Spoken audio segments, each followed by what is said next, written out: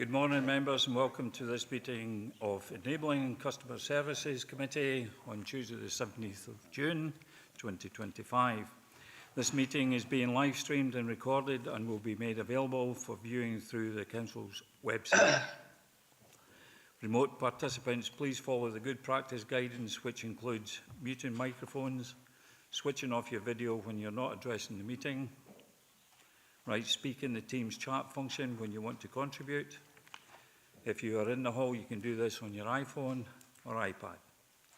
Please don't repeat contributions already made by other members. No materials should be posted in the chat function if it is intended as part of the discussion. Usual standing orders apply, including that any votes will be undertaken by roll call.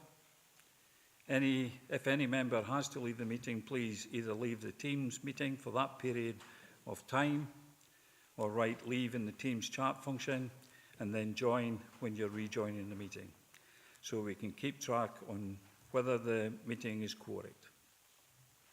All members should speak clearly and directly into the microphone when making contributions, and when referring to reports, please provide reference to the relevant page and paragraph to allow everyone to follow. Please focus contributions on areas where clarification is required or to propose an alternative to a recommendation. We have several important reports to consider today, and I anticipate that we will deal with the business in our usual efficient manner. We move on to agenda item 1, which is the written apologies and Chair's approval for the members' remote participation. Nick, can you provide the written and any apologies, please? Thank you, Chair. Yes, just to clarify, there have been some changes to the membership of the committee since the papers were published. So if I quickly go through those just for clarity of people watching online. So joining the committee, we've had Councillor John Campbell, who was also appointed Chair at Council yesterday. Leaving the committee, we've had Councillors Andy Ferguson and Andrew Giusti. We currently have a vacancy from the Dumfries and Galloway Independent Group.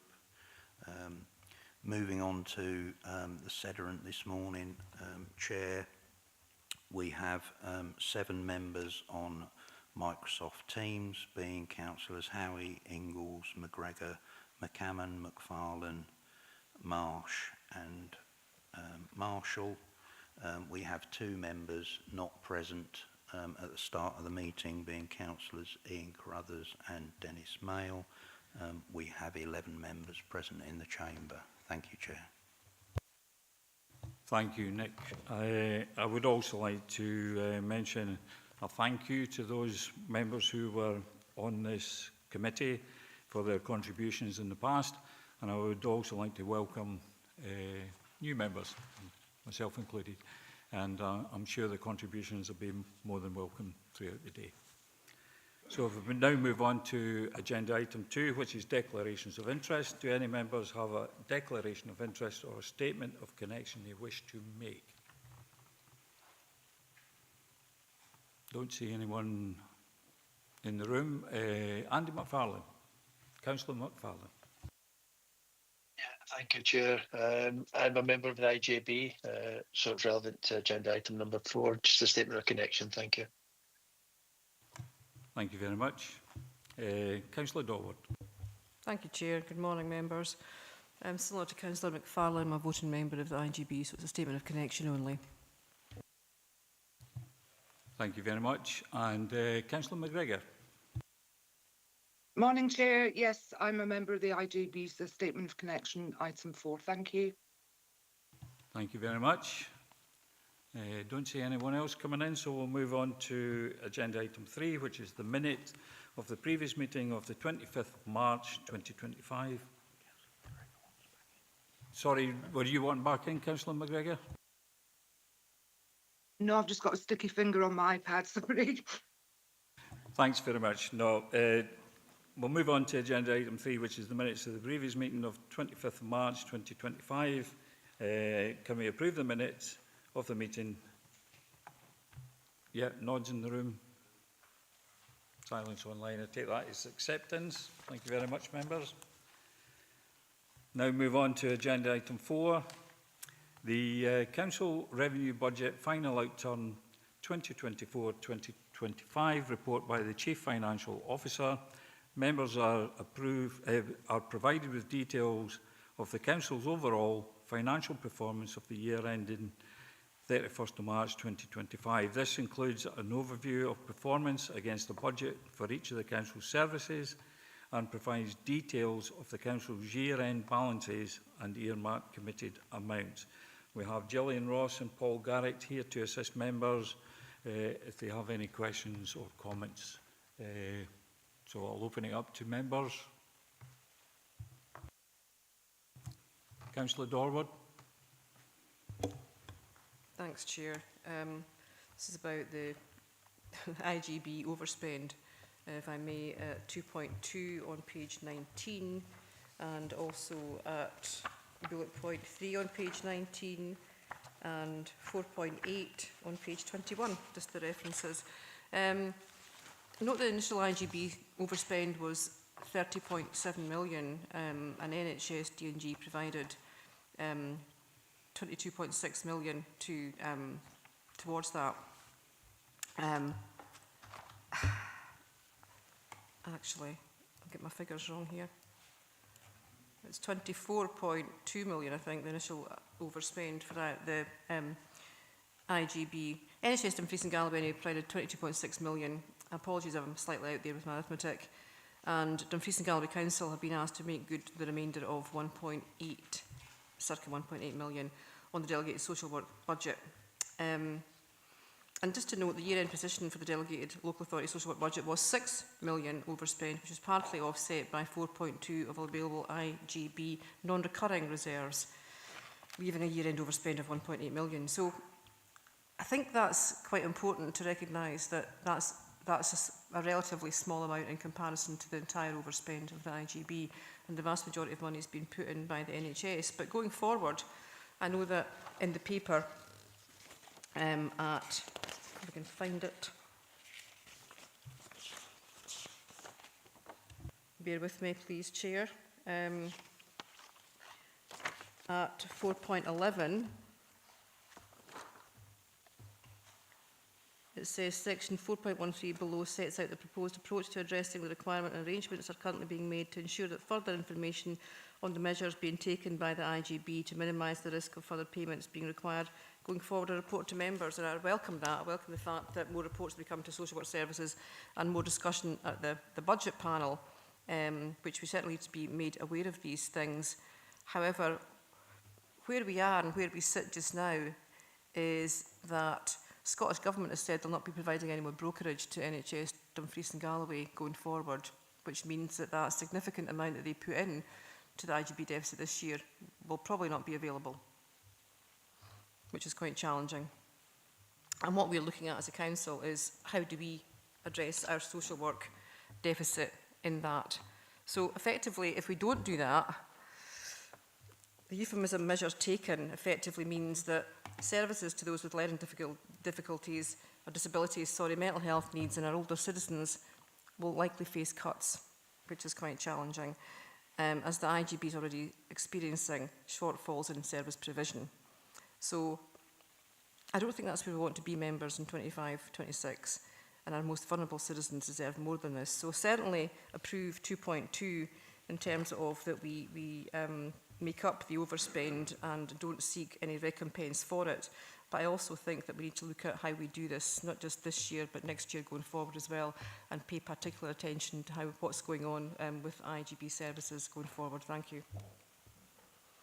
Thanks very much, Councillor Dorward. I'm not sure if I picked up a question in there, but certainly take your point that we need to sort of like be proactive and, you know, looking after our social side of it. But yeah, do you want to come back in? Yeah, it was actually an ask, Chair, that we pay more attention to this going forward next year, because there's going to be a significant deficit going forward in IGB funding. It's been reported that across the country there's 580 million deficit in health and social care spending at the moment, so it's going to get worse. So I think what I'm requesting is that both via this committee and via the Budget Panel and Social Work Services Committee, that we pay a lot more attention to that going forward. Thank you. Thank you. Paul, do you want to come in on that? Yes, no, just to fully agree with that point. We're working through the governance details at the minute, but my understanding, clear understanding, is that there will be quarterly detailed monitoring reports presented to a committee of the council for the current year, financial year and going forward. I think that's likely to be through the Social Work Services Committee, but we're still to finalise the detail of that. But there will be more detailed reports on IGB monitoring presented to committee during the course of the current financial year. And just to reinforce that, you know, both myself and Gillian and Lorna have been involved in a number of meetings with colleagues from the IGB, including this morning, in terms of addressing the extent of the challenge in the new financial year, so that will link into that process as well. Thanks, Paul. Got Councillor Scobie, followed by Councillor Hagman and Councillor Thompson. So, Councillor Scobie. Yeah, Chair, just picking up on what Linda has presented there and the gloomy picture in terms of increased deficit and so forth that we could be facing. And it appears to be, it feels like we're paying more for less with very little consultation with members. We had the right care, right place, beds reduced from 31 to 22, where it was officials, and that's no criticism of the officials, but it wasn't the members that took that decision. We only got reported on what had taken place. I'm hearing that on the unmet care needs hours, that there could be a 5,000 reduction in those care hours. Again, if that's the case, then it's with very little, if any, consultation with the members. Recognising what Linda's saying in terms of we need to do something with the deficit in that the Scottish Government is not going to provide a brokerage on this year, and the deficit, in my opinion, would only grow. I think it needs to be with greater consultation with us as members, both of the social work and this committee, in terms of they're asking more. Then we've got to see what the value of that is to the people that we represent, and there are people out there without care packages, and they require it. We are seeing an increase, we have seen increase on delayed discharges, without that really tackling that problem. So I think there needs to be greater consultation with members on anything that's happening. No meetings with chief executives on both sides and then coming to something. We need that consultation and for us to decide with reports on just how effective the monies that we are providing is having on the services that the people expect out there. I would hope that in the ask that's what we would be looking for. Thanks, Councillor Scobie. I didn't hear a question there either, but I do sympathise with where you come from on that point. So, Councillor Hagman, then Councillor Thompson, and then Councillor Wilson. So, Councillor Hagman. Thank you, Chair. And first of all, I just want to put my thanks on records to Paul and Gillian and the whole team. I think it's fair to say that we all recognise there's a huge amount of challenges ahead for us as a local council. And obviously this is the final outturned report for last year. So I just want to commend the hard work of our officers who've been balancing a really challenging situation this past year. I think I would also like to support the call that we need to look very carefully at the IJB going forward, but actually all our policies going forward. So I think there clearly is a role for us for the year ahead. I was just wondering, on page 22, it references the release of free school meals expansion funding. I don't sit on the committee dealing with education and such things, but has a detailed report on that already been discussed, just because I'm not aware of it? And certainly going forward, I think we've obviously got saving measures. Digital service redesign is one that I'm specifically keen on. Clearly, we've got other items on the agenda to touch upon, but just really a comment to say that I would really like to see that taking flight. So next year's outturn report maybe can see some additional savings that we can make going forward. But I appreciate there's a lot of hard work ahead. question-wise, really, has the free school meal expansion already been reported through relevant service committee? And as I say, just my record of thanks. Thank you, Councillor Hagman. Gillian. Yes, thank you. With regards to the implementation of the free school meals expansion that was in relation to P6 and 7 with the children that are in receipt of the Scottish Child Payment.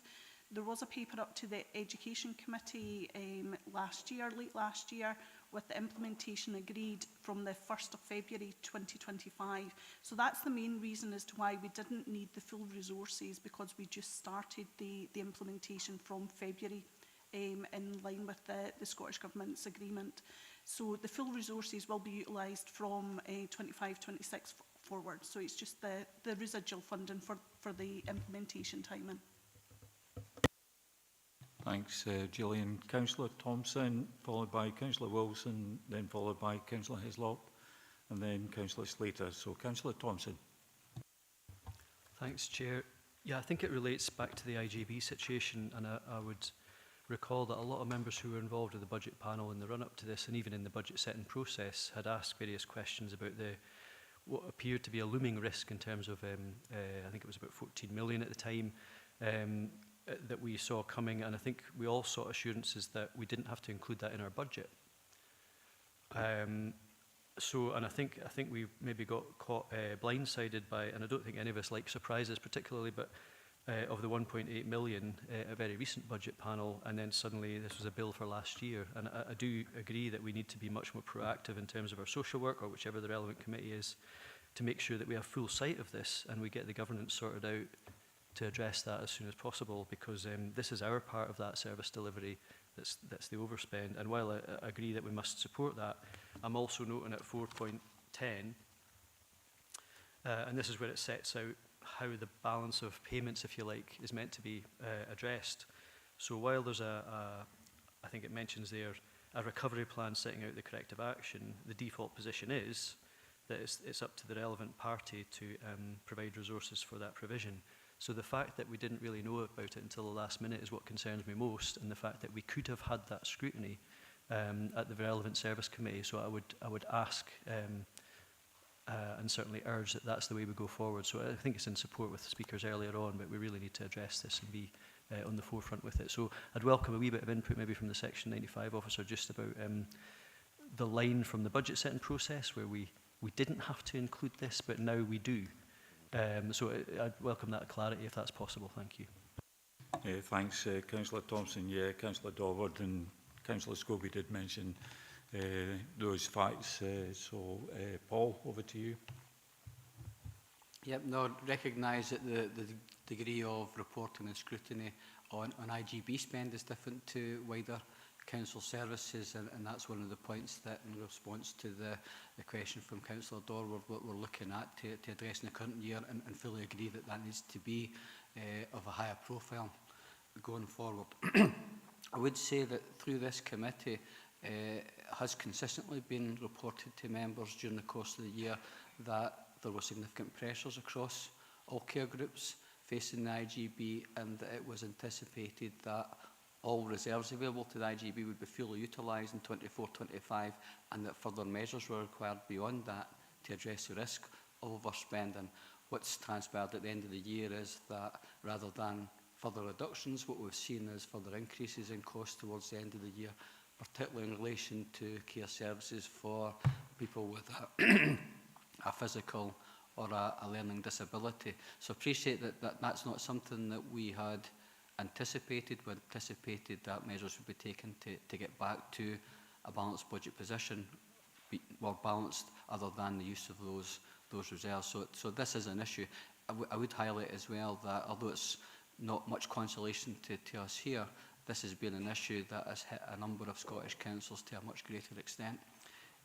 Over the last 4 years, up until recently, the Scottish Government each year provided additional general capacity funding to health and social care partnerships to address pressures, but for the last 4 years that has not been the case, and there is a number of IGBs across Scotland which have had to come to their partner organisations, including council, at the end of the year, looking for unbudgeted support for overspending, and although we are at a lower level than some, as I say, that is little consolation because it is an issue that we are having to address. In terms of the advice in relation to budget setting, I think we're talking largely about financial year 2025-26.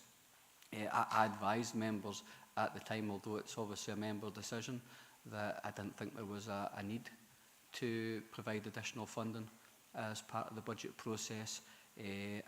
I'm still of the view that what we need to do as a council is work with our colleagues in the IGB to support addressing the pressures currently facing the services, and as I said earlier on, we'll be reporting further on that and are involved in detailed discussions with colleagues in relation to it. But happy to have a further discussion in more detail on that particular issue as this particular issue is developed. Is that okay? Thanks, Paul. Do you want to come back in, Councillor Thompson? Thanks, Chair. No, thanks for that response, and I think probably we need further discussions, as I think the committee seems to be saying. But I think it's more the element of the 1.8 million, which we could have had sight of more specifically, because that figure seemed to emerge after March at the budget panel. So I'm just thinking, if we had sight of what social work services, the quantum of that pressure, if you like, we would have been better sighted, because I think when we set the budget in earnest, we don't expect to then get a bill for the 1.8 million after we've set it. So I think it's maybe, if we've got foresight of that, then we can deal with it better, and it's back to that philosophy of no surprises. But I think further discussions are needed on this one. Thank you. Thanks very much. Yeah, no more surprises, but we can't guarantee that at this moment in time. So I've got Councillor Wilson, then Councillor Hislop, and then Councillor Slater. Councillor Wilson. Thank you, Chair. And just following on with the comments that have been made regarding the IJB, and given the most recent figures are coming out from the IJB and the crisis facing social care, I'd like to move an additional recommendation, and that is that we note that the Integrated Joint Board of Dumfries and Galloway Health and Social Care Partnership have identified a £30.7 million funding gap for 25-26, and that we agreed an urgent review of the Council's budget allocation for social care for 25-26 with a view to identifying what support can be provided to avoid cuts to frontline services. Thank you. Yeah, thanks for that. We'll probably come to that when we get to the end. I've got a number of speakers still to go through, so Councillor Hislop. Seems to be a common theme, the IJB today. Within the table at 4.6 on page 21, the IJB net of social care funding budget was 102 million, or nearly 103, outturn 104, which gives you the 1.819 difference. Did we only pass over 98 million because they used £4 million worth of reserves, or is the actual outturn another 4.2 million higher because the reserves aren't in here? This is just the money we've passed over rather than the IJB's end of year financial figures. Because one way it looks like it was accounted for in the budget, the other way it looks like, you know, we're £6 million overspent, and we actually need to consider that going forward, because the 4.2 million will not be there next year to cover. So that's the sort of thing. We're in a deeper hole, I think, than what we're maybe looking at. 1.89, yes, it's a lot of money, but 6 million is a lot more. And that's more of a worry for next year, or this current financial year.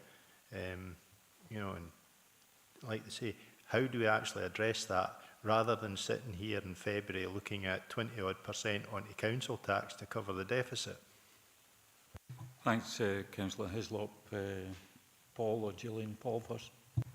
Yep, so the budget for the IGB reflected that table 4.6 includes the application of that £4.2 million reserves. So the net budget passed across by the council was the lower £98 million figure. What we've highlighted at paragraph 4.9 of the report is that £1.8 million overspent is after the application of all remaining IGB reserves of £4.2 million. So that's what's highlighted in the report. And as you say, that highlights a you know, a significant underlying pressure facing the IGB, and that's very much part of those discussions I was referring to earlier in terms of how to address that and the further pressures that are arising during the current financial year as well. It's an exceptional challenge, obviously, but one that we're looking at in a lot of detail at the minute. But you're right in terms of the presentation of the figures, but that's consistent with what's reflected in the report. Thanks, Paul. I've got Councillor Slater, Councillor Marshall, Councillor Dorwood again. So, Councillor Slater. Okay, thank you, Chair. The question I'd like to ask is budgets are being used and there's obviously overspend starting. I'm a great believer that how often does the IGB discuss these increases in budgets and try and pull them back in the early stages of the year? So I believe that once a budget reaches 6 months, it's virtually impossible to bring it back. So really, how many times do they meet and with their, about the money that's being spent, and if they see overspend starting, do they try and start pulling them back in the early stages, or does it come to the likes of a meeting like this where all that money's been spent? Thank you. Well, I can't answer for the IGB because they're a governing body in their own right. There's a number of members that sit on the IGB, so they'll probably be able to answer your when do they meet situation. But Paul, you want to come in? Yeah, just to say that a similar kind of cycle to the council, the IGB receive a quarterly budget warrant report as council services do, and those reports to the IGB last year did provide details on the extent of the pressures across the partnership, both on services delegated by the NHS and on services delegated by the council. I think in terms of the new financial year, the report that went to the June meeting of the IGB had much more emphasis on the need for change and the need for savings. There was some areas highlighted in that report of measures that will require to be taken forward in the current year to address the current challenge. And one of the things that we're supporting colleagues with at the minute is the kind of savings plan to support those measures. So there is a bit more focus on that in the new year, but they do receive quarterly detailed monthly reports, just like other council services. Thank you, Paul. Councillor Marshall. Thanks, Chair. Mine's in relation to Appendix 2. It's the agreed savings and progress on delivery. So first of all, just noticed as well in the lead service, it's quoting all the transport and infrastructure ones instead of it being economy and infrastructure. So it's just for a change for going forward. But again, and I've raised this before, I raised this earlier on in the year, it's whilst we're making good progress on savings across the areas that have been identified, the one that has, and I mean, I think it's been flagged up by having to be reviewed or ongoing review, is reducing the council's property estate. I think 100,000 per year over the last 2 years is a realistic target. But in both years, 2023-24, we only, I think it was only 39,000. And then again this year, it's only 23,000. In each of the years, it was 100,000. That was the savings target. I did ask the question earlier in the year, and I was given assurance that the 23,000 would change by the end of the financial year, which hasn't happened. So going forward, we've got we're still forecasting to achieve 161,000, and I'm not sure if there's an additional 100,000 for 2025-26. So it's a concern because we don't seem to be making any progress, and I think it's quite a small amount to kind of identify for savings from buildings that we sell or vacate or lease. Or end our leases on. So it does say that there is going to be a review. I would probably ask as well, though, that it needs to be included in some sort of report what that review will be to try and achieve that target going forward. So I think members need to kind of have reassurance, because we have had reassurance at previous committees, but that target has still not been met. So basically, we've only kind of got 61,000 over 2 years. Thanks very much, Councillor Marshall. I was looking at the transport and infrastructure one that you said. It does come under transport and infrastructure because it's like it sits under economy and infrastructure because you've got Karen Brownlee, who's the assistant director on that. So I think the heading is probably correct in that part of the report. But I'll pass over to Gillian to give you some assistance on that. Yes, thank you. As we've highlighted within the report, this saving has been subject to some challenges during the year, and we had anticipated that there would be some further savings that would come forward. However, those have not come to fruition at the end of the year. We are in ongoing discussions with the service with regards to what the achievable saving will be for next year, which is why the 161 indicates that it's subject to review, and that will be reflected within the first monitoring report coming to this committee as well as the service committee. It is likely that there may be a shortfall associated with that, but we won't know that with certainty in terms of what that will be, because we're looking to progress that with officers in terms of maximising that delivery so that there isn't a shortfall for members. So I fully appreciate that the details that we'd previously highlighted had indicated that there would have been much more progress, but unfortunately that hasn't been the case. But we're continuing to work with the service to try and seek to maximise the savings. Thanks, Gillian. Has that been helpful, Councillor Marshall? Yeah, thanks. And as I said, a future report, including in the future report on what we're going to do to kind of achieve that saving would be welcome. Yeah, I'm getting nods from Paul, so yeah. Councillor Dorward. Thanks for letting me back in, Chair. It's just in relation to Councillor Wilson's proposal. I'm happy to second that. She moved that we add an initial recommendation onto the report. I won't read it out again, she's already done that, so happy to second that. Thank you. Thank you. So if there's no more speakers, Councillor Hagman. Thank you. I'm just wondering, is it possible to put the additional recommendation in the chat, just because it was said very quickly and I don't actually, it would be really useful to see what it is. So is it possible just to type that into the chat so all members can see it? Is that possible, Caroline? Well, while we're waiting now, I've got another speaker just come in, Councillor Malcolm Johnson. Thanks, Chair. It's kind of maybe a wee bit of a funny wee accounting type question here, but it's page 27, prior year council tax collection income. Now, was this collection of income that was previously written off? So why is it in there? Are we operating on an accrual or a cash basis? Gillian. With council tax, we have a budgeted level that we ascertain as part of the budget setting. That's around about 97.5% per annum.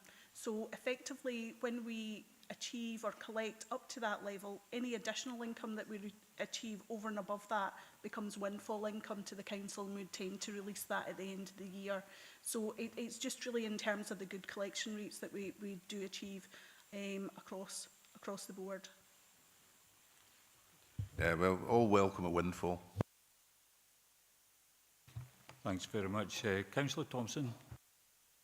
Yeah, it was just a minor question really on page 36, Appendix 4. So obviously we've been asked to note this as part of the recommendations, but it was just looking down that list of the grants. So I was trying to get a sense of what the Crown Estate 890k was, if there's any detail of that. I know sometimes we're maybe more accustomed to having income from the Crown Estate Scotland in terms of a coastal benefit fund, but in terms of outgoing, so I'm reading this table, this is where the source of the monies came from, and we're going to do something with it later, or this is what we're committing the money to, because I didn't realise we spent 890k on Crown Estate projects. Thank you. Thanks. Gillian. Yes, thank you. Just to confirm that these are resources that the Council has received during the year, which we've been required to recognise in the accounts in terms of the year in which it's been received, but we've not yet spent it. So the Crown Estate money is the coastal benefit funding that we have received that's been accumulated over the past few years, and which is still available to spend and support that process going forward. So we will still then get the resources that are committed for 25-26 in addition to that as well. Thank you. Thanks very much. While we're still waiting for the motion to be put up on the chat, I think Nick's just managed to get that. Shall we just take a minute or two to allow people to read that?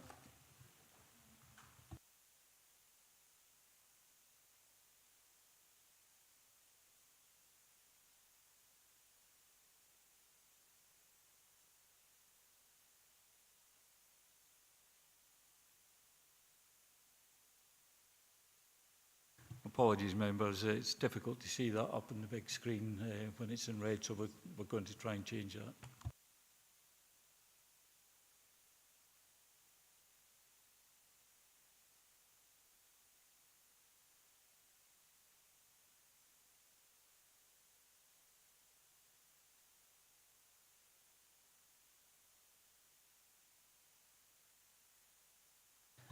Councillor McFarlane, while we're waiting, do you want to come in, speak? Yeah, thank you, Chair. If we're going to put this in as a recommendation, I think it's really important that we get the terminology right. And it's the IJB, so it's the Integration Joint Board, and of course the Health and Social Care Partnership or the delivery arm for overseeing that spending and such like. So I think it's really important that we get if it's going to be a recommendation, but we get that worded just right. So it should be the Integration Joint Board. The Health and Social Care Partnership shouldn't be mentioned because it's the IJB who have got responsibility for managing that budget. But other than that, yes, I'm happy with that. Thanks. Thank you. I'll come back to that and I'll ask the mover and seconder. Councillor Hagman. Thank you, Chair. I mean, across the chamber, we've all raised concerns of this, so I have no issues with the sentiment of this. I'm just slightly concerned how we're actually going to do this, and I wonder if the proposer and seconder would maybe be willing to add in the agree an urgent review by the budget panel. For example, I think officers have already confirmed that they're already looking at ways of how we can support, and it's just who is carrying out the review and how would that do? Is it appropriate for the budget panel? I appreciate we might want to review the budget panel going forward, but currently that is the system that we've got. So it's just really maybe to ask the mover and seconder whether that would be appropriate, and also to ask governance advice of who would be responsible for a review, how would we practically do that. No issues with sentiment. I think it's a really important aspect that we should be supporting. It's just the practicalities. Thank you, Councillor Hagman. So I'll go back to the mover and seconder. A few changes there. Thanks, Chair. Happy for the Health and Social Care Partnership to be removed. That's fine. With regards to a review, I'd be happy for that to come through the budget panel, but ultimately to come back to this committee. Thank you. I'm looking across the chamber. It seems support there. So shall we go? Oh, somebody else? Councillor Hislop. Chair, it's with regard to the motion. Are we being asked to look at finding or identifying ways that we can cover the 30.7 million? Because my understanding that 30.7 million also includes NHS frontline services, which this council, yes, would like to support, but I don't think we have the remit to do NHS services. Or are we just being asked to look at the, I think it was proposed about £12 million worth of efficiencies or cuts that need to be found going forward. So just to clarify that, because it does state 30.7, and that would mean we would be covering the whole IJB. Or is it worse than we think? Is it 30.7 for the council share? Thanks, Councillor Hislop. I'll come back to the mover and seconder on that one again. I've got Councillor Hagman wishing to come back in. Thank you, Chair. It was just really the second part of my question was to ask officers if they had any thoughts on how that would happen in terms of governance. Thank you. Who wants to pick up on that one, governance? It's more financial question, I think. Paul, maybe? No, happy that the initial report comes back to the budget panel, but then subsequently comes back to this committee. And just picking up on Councillor Hislop's point, that £30.7 million is across the IGB as a whole. It's actually after a savings plan, a partial savings plan on the NHS services, but I think it's 12.5 or 12.8 million pounds is the council element of that. If you don't mind, Chair, I'm kind of a wee bit concerned about the term, are we being asked to cover any, you know, even the council element of that, we haven't got money to cover that in terms of additional funding. But however, though there is other forms of support that the council could look towards to assist the IGB in this process, I'm assuming that's more what we're looking along the lines of here. Thanks, Paul. Ivor, do you want to come back in? Just the way it's worded, it sort of suggests that we have to find a way that we don't have any cuts. Now, through the greatest of respect for the NHS and IGB and whoever's delivering it, £12 million is a lot to find in 1 year. So I would think even with all other things, we have to find some, if it comes about, we would have to find money to make sure that we abide by this motion, that we don't cut frontline services. And by that, we would then have to identify where we were going to have to possibly cut some council frontline services to help fund IJB services, if that's what that motion refers to. Because it's just to clarify, I don't want us to put in a decision that means we end up maybe having to not fix potholes or not run libraries or something because we've taken a decision here today. Yeah, but I think the premise is to take it to the budget setting process, if I'm correct in saying that. I'll bring the mover and the seconder in just to clarify a few of the points. I see Councillor Thompson, would you want to come back in? I'll bring you in after. So, mover and seconder. Thanks, Chair. And thanks, Councillor Hislop, for raising the issue, because it's important to get these things clarified. That's not our intention at all. I mean, I think it's the statement initially is the IGB is a broad funding gap from the IGB, and we're not differentiating there. It's just a general statement to outline the seriousness of the funding gap. It's massive and it's quite serious. So that's all that is. It's not saying that we need to repay that, no. And the urgent review is probably the best bit. It's a review of where we are. I think if we leave that, we're not going to be prepared going forward to deal with whatever issues there are. And yes, avoiding cuts to frontline services would be the aspirational part of that, but we're not holding anybody to that. All we're asking for at the moment is a review, if that's an assurance, and I think we take that forward. Is that reasonable? Thank you. Thanks for the clarification there, Councillor Dorward.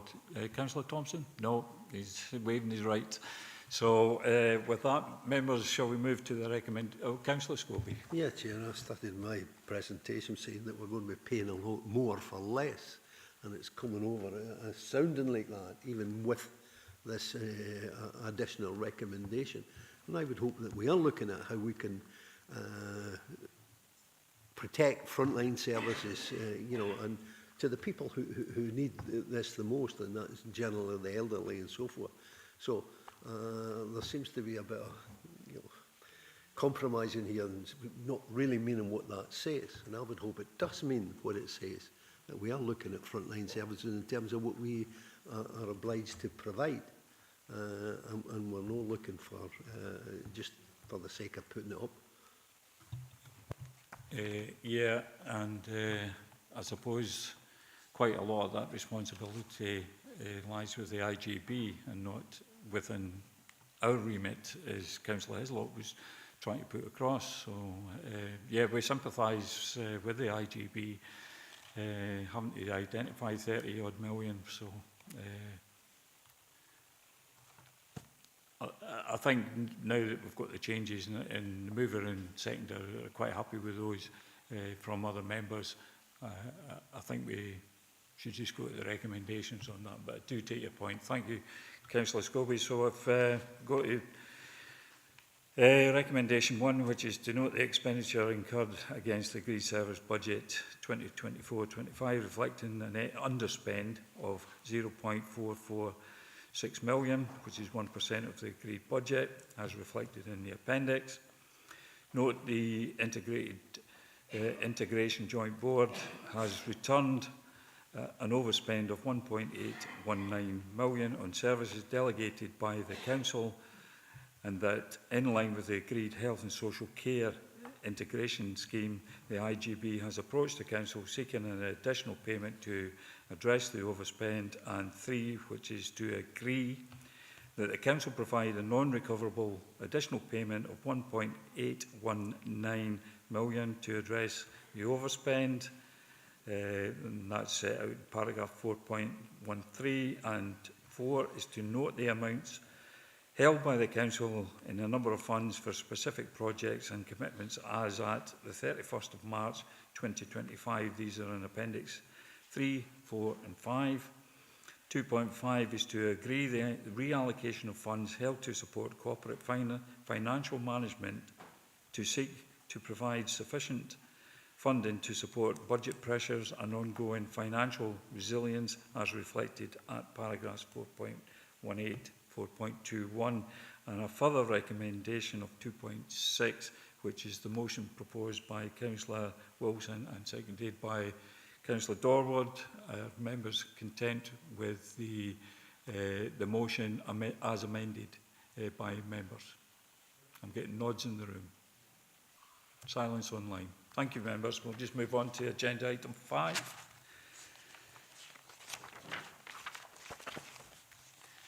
This is the Enabling and Customer Services Revenue Budget 2024-25 outturn. Report by Executive Director, Enabling and Customer Services. Members are presented with an overview of the performance against budget at the end of the financial year for the Enabling Customer Services Directorate, and I note the positive balance budget return for this year, and we've got Gillian Ross here to assist any members with questions and comments. So I'll open it up to comments, questions. Councillor Hagman. Thank you, Chair. So I've got 3 questions, I think. I should probably, I'm not quite sure if I need to declare a statement of connection just as resources spokesperson, just because I want to touch upon council tax, but I'll maybe note that for the minute, just cover myself. But on page 42, there's reference to the underspend for the Assessors and Electoral Register Office due to new duties and additional funding. I'm just wondering, what are those new duties from the UK Government that we have to take forward? And then as a sort of supplementary to that one, I'm acutely aware of the commitment to do public consultation on council tax reform, which may affect that, well, it undoubtedly would affect that department, and just really to put a plea that we as members will get an opportunity to respond to that to ensure that our service is fully supported going forward. So I guess there's 2 points there. One, what are the additional burdens on the council, and 2, going forward to get confirmation that we will have an opportunity to feed into the public consultation. I do have another couple of questions, but I don't know if you want me to pause, Chair, at that point and then come back. Yeah, let's just pause there, Councillor Hagman, and then we'll take the other 2 questions after that. Gillian or Paul? Sorry, Councillor Hagman. The only information I'm aware of at the moment is that it was new burdens funding that came in specifically for the assessors. I don't know the specific details of that, but I can certainly come back to you in relation to those details. But what we've done at the moment is obviously we've carried forward those resources within reserves to help support, continue those within the new financial year. Councillor Hagman. Yeah, no, that's fine. And in terms of the second point, I appreciate a public consultation is one for us to take forward as a council, so I don't need a response on that. My other 2 points I've just wanted to touch upon. 4.6 on page 42 references the community care grant, and just to say thank you to the team for delivering that. I note that we're expected to take the carryover and it will be fully utilised, so obviously we'll get reports back and also to relevant service committees. But I think that is an important point to note, because you know our communities are in need of this really important funding, so just to note that one. And the final question I have on customer and digital service 4.7, the final sentence there references an increased income level against the budgeted targets within registrars. But then when we have a look on page 47, the registrar's income is not being increased. You've got the agreed savings, the in-year savings and the full savings, so they all match up. So where's the additional funding or the additional income come in? Because if there'd been additional income, I would have expected the in-year savings to have gone up, but the numbers all match, but the narrative doesn't match the appendix. So it's just a query on that one, please. Thank you. Gillian. Thanks, Councillor Hagman. So just to confirm in relation to the savings, we only report on the savings that have been agreed. So effectively, what we're saying within the appendix is that those savings have been fully achieved, but then we have delivered increased income over and above that, and that's reflected within the Appendix 1 values. So you'll see an underspend against the service because they've delivered more income again over and above the savings, if that makes sense. That's really helpful, thank you. Thank you, Councillor Hagman. I've got Councillor Marshall and then Councillor Scobie. So, Councillor Marshall.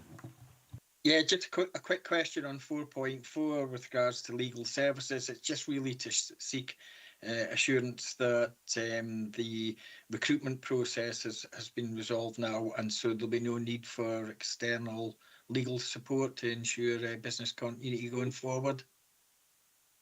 Thanks, Councillor Marshall. Vlad? Yes, thank you.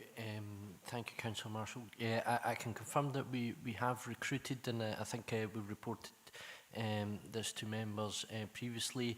We do, however, have 2 current vacancies that we're looking to re-advertise, but within that we're doing some of the work that we've alluded to previously in terms of, one, we've got 3 trainee solicitors who have already started and doing some excellent work already, and 2, that we're thinking outside the box and working with our partners. That includes other local authorities in terms of the delivery arm of things, and ensuring that we tap into each other's legal services as best we can, and we're doing kind of share type agreements with them at the moment. And also the other point I just want to make quite clear to members is that as much as we put all those systems in place, there will be from time to time the requirement to use external lawyers, particularly in regards to expertise that might not be particular legal experience that we may have. So in particular, for example, construction law and various other areas of law that we from time to time require to have that expertise. We will have to tap into external lawyers, but you're absolutely right. The main aim and objectives that we are delivering on is to bring all the work, or as much of the work as we can, in-house, and that includes those systems I've just mentioned. Thank you, Vlad. I've got Councillor Scobie. Yes, Chair, I'm looking at page 42, 4.7 under customer and digital services, more the customer side, where there's an underspend of 70k, and I'm just bringing a situation to the attention of members, but we've got a resource in Cairnline. We've got a hall, a village hall, that the community and the customers can't use because there's no one to open and shut the doors. And it may not be the responsibility of this committee, but rather economy and infrastructure. But as a one council, I would hope in this underspend we can address this issue, because you know the community do want to use the hall. There's been a stand down or the previous management committee, and they're looking for a new one. But in the intervening period, then we've got a hall that nobody can use because there's no one to open and shut the doors. I would hope that we can look at this between the 2 departments, as I say, under one council, to see how we can overcome this issue, perhaps in the interim period, so that the hall can be used as a community asset. It's really ridiculous that we've got this asset, resource, and nobody can use it because we haven't got anybody open and shut the doors. I'll just ask the directors talk to each other.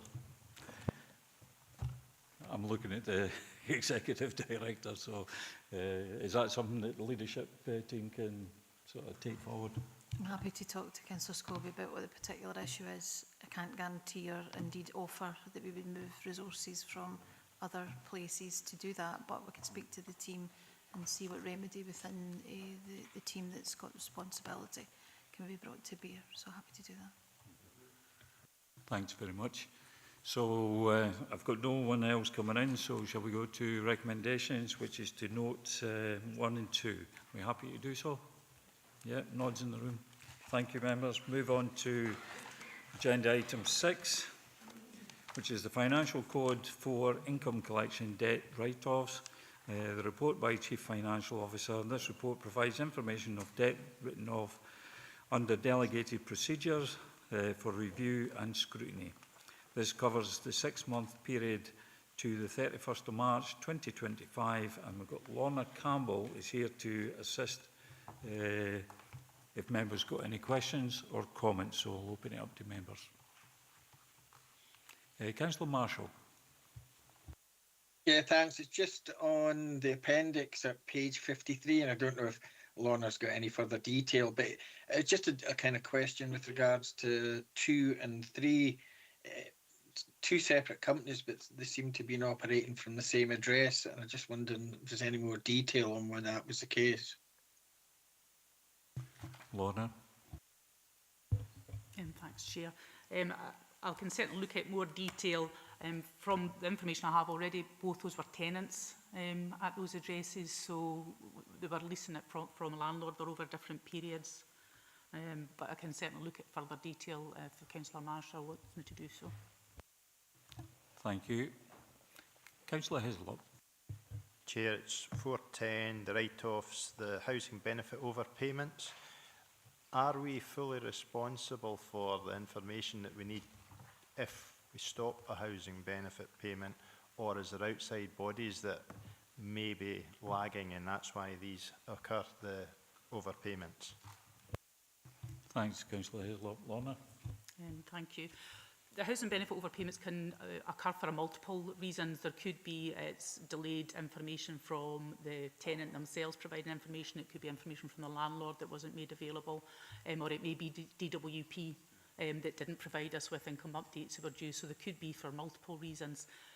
Housing benefit overpayments are subsidised by DWP, so depending on what the reason is, whether it's claimant error, landlord error, or whether it's DWP or local authority error, or maybe an administrative error, there is subsidies attached to it. So albeit there's an overpayment and we don't fully recover it from the tenant or the landlord in certain circumstances, we do get subsidised for certain elements of it depending on why that overpayment occurred. So it's not a full financial loss, you know, when we don't recover the full overpayment. Thank you. Any other members? Oh, I've got Councillor Dorward and then Dashburn. Councillor Dorward. Sorry? Well, I'm going by what Nick's put down in the sheet, so yeah. Thank you, Councillor Dashburn. Thank you, Chair. This is primarily about write-offs, and I certainly welcome the fact that at page 49, 4.1.2, our collection rate has improved, which is fantastic. But we still sit, it's a significant amount that we're writing off of 243,000, and I would imagine that's broadly similar on an annual basis. I'm not asking for the figures, but I'm sure it's round about that, depending on where we are. My question is that I know that the Scottish Government sets the rate, and Scottish Government and councils pay all the NDR revenue back, and we get most of that back, but not all of it. The Scottish Government keeps some of that. I know that Scotland have said in 23-24 that Scottish ministers received 3082 million of non-domestic rates, and they paid back 3047 million to local authorities, 3,000. And the in-year surplus was 35 million for Scottish Government. So that is what it is, and that's how it works. But what I'd like to know is what the cost of processing this on an annual basis. And you won't have that just now because it's not, but it'd be interesting to know how much it costs us as a council to process this collection every year. And Are we compensated for that when we get the money back from Scottish Government? And are we compensated for the write-offs as well? Thank you. Thanks, Councillor Dorwood. Paul? Yes, so I mean, in terms of how non-domestic rates works at a national level, as you said, the money is pooled at a national level. It then forms part of the overall funding available to the Scottish Government to support the overall local government finance settlement. So it gives the money back to councils through AEF, aggregate external funding, in separate elements. So the money does, my understanding, come fully back to local authorities through that mechanism. And just in terms of that specific point at the end, we are compensated for write-offs. They do impact on the amount that goes into the pool rather than being something that individual councils get hit with themselves. Thanks, Paul. Councillor Dashper. Thanks, Chair. I'm looking at 4.4, page 50. So we've got 4 permitted categories of write-off. If you flip the page over at 4.10, we've got a breakdown of the numbers, but there's no information about which write-off reason was more common.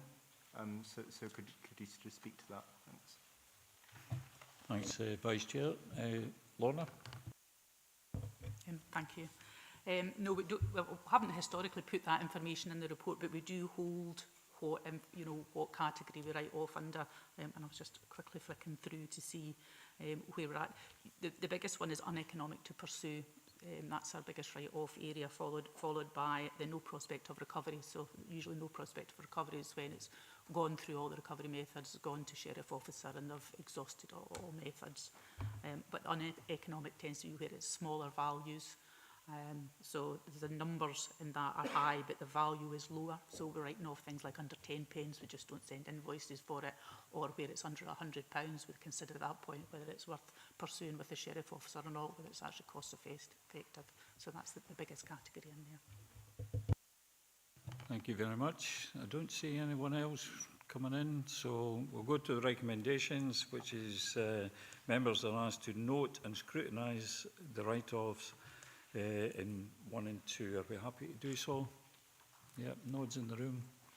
Thank you, members. We'll now move on to agenda item 7. This is the Capital Investment Strategy Final Outturn 2024-25 report by Chief Financial Officer. This report provides members with financial outturn across the Council's capital investment strategy for the financial year 2024-25. And we've got Karen Donaldson is here to assist if members have any questions. So I'll open it up to members. Councillor Hislop. 4.7, Dumfries Academy design fees not coming as early as anticipated. Is that a case of we didn't start the project, or is it just a case of the bill hasn't come through yet? Because I'd like to think that the design of the upgrades were progressing at the pace that we'd hopefully see. Thanks, Councillor Hislop. Karen? No, thank you, Councillor Hislop, and I can assure you that the design is progressing well. Under the hub sort of contract, that they hit certain stages, and that's when fees become payable. So obviously stage 1 is now due to sort of take place around August, September time, so that'll be when they'll fall due. I think initially when we'd set the budget, we'd hoped it would have been a little earlier than that, but it's just how the contract works, and there's no delays with the actual progress of the design. Okay. Thank you very much. I've got Councillor McFarlane. Yeah, thank you, Chair. I'm looking at page 57, the capital receipts, where we've planned a partner to generate £500,000, but managed only 134,000. Now, I see that as I read through it, that we're proposing that we will raise £5 million over the 10 years, which is where the £500,000 per year comes from. And reading through it, I could do with some clarification of my understanding that we intend to actually generate more than £500,000 in subsequent years as a means of making up this deficit. Is that right? And do we have a plan as to how we're going to do that? one of the key things in amongst it is that apparently our community asset transfers are not going for true value. And that's because of the social value that some of these actually give. And I'm wondering if we're going to have a change in council policy in relation to that and start demanding actual value, but that may actually reduce the number of community asset transfers that we have. So just to understand what the plan is and how we're going to make up that money, thanks. Yep, thanks for that. I suppose sell more assets, but I'm looking around. Anyone want to take this? Karen? Yeah, thank you, Councillor McFarlane.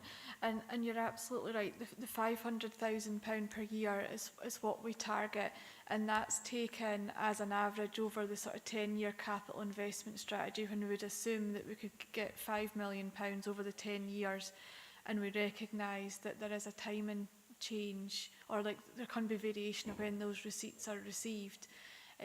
So in years where we generate over £500,000, that we put that money aside into the capital fund to cover years where there are shortfalls. Obviously, as I've highlighted in the report, the sort of excess receipts is in the capital funds now down at 55,000, so we're going to have to do that sort of careful review with colleagues in property to assess the deliverability of the capital receipts target moving forward, and we'll do that through in advance of next year's budget setting process. And obviously the sort of community asset transfers and less than best consideration do have an impact on that, but obviously that's a sort of for members to decide, but obviously be mindful of when those community asset transfer or less than best considerations are flagged to members. Obviously we do recognise the sort of wider sort of public benefit, but it was just to sort of remind members we need to be mindful that it does have an impact on the funding available for the capital investment strategy. Thanks, Karen. Has that been helpful, Councillor McFarlane? Yeah, thank you. I do think it, when we come to community asset transfers, perhaps we have to be a little bit more robust in future. Thanks. Anyone else coming in? Oh, I've got Councillor Thompson followed by Councillor Hagman. Yeah, thanks, Chair. It was just a wee bit of clarity around the data on page 63, Appendix 2. So it lists analysis of CFCR expenditure, and it's got Annan Museum, but as a common good asset, and then minus 438. I was just wondering if you could maybe speak to that. I mean, I'm glad it's sort of accounted for as a common good asset, etc. But it was just to get an understanding of what that figure means, if that's possible. Thank you. Thank you. Karen? Thank you, Councillor Thompson. That was maintenance costs that were funded through the capital programme during the year at Annan Museum. However, because it's not a council asset, it's a common good asset, we need to sort of transfer the expenditure and grant to the common good. So that's what that adjustment represents. So it's just representing the maintenance that was done at Annan Museum during the year that was funded through the capital programme.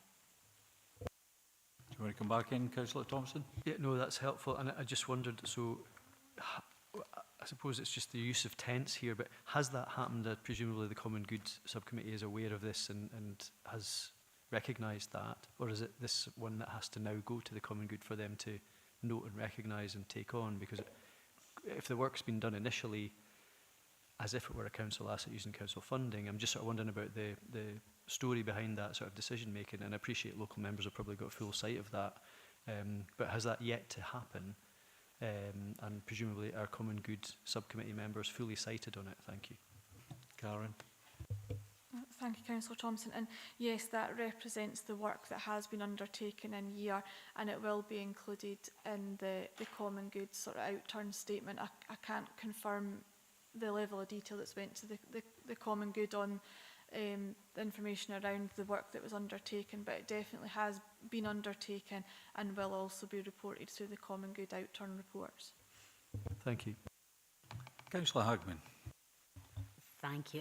It's actually just follows on really nicely from Councillor Thompson's question, and that's the line below that on page 63. It has other, and it does say capital spend on non-council assets, e.g. common goods. So that other figure of 289, is that also on common goods, or or where is it? It gives an example of common good, but doesn't say it is common good. So it's just a little bit more detail, please.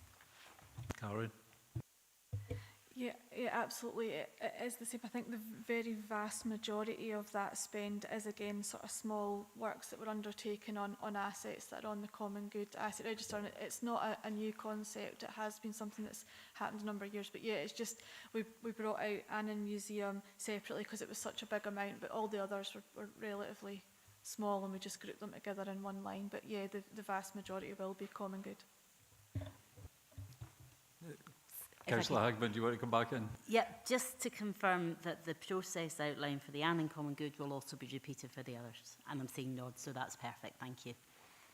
Getting nods. Anyone else? Councillor Thompson. Yeah, I can't help myself in this one, but so it's just, I know we had a motion at budget setting just relating to common goods, and partly the reason for asking it, and I'm glad Councillor Hagman's kind of raised it, but I wonder if we looked across the recent swathe of common goods subcommittee reports across the region, we would probably see figures in the finances for each of those common goods totaling these figures, I'd imagine, because they've been allocated to the relevant common goods, presumably. But I'm not yet convinced that each of the common goods subcommittees would have had sight necessarily of the work that was necessarily going to happen to those assets.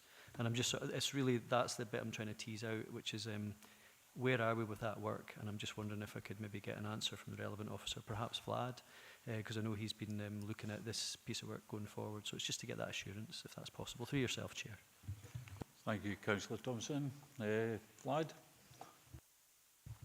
Yes, thank you.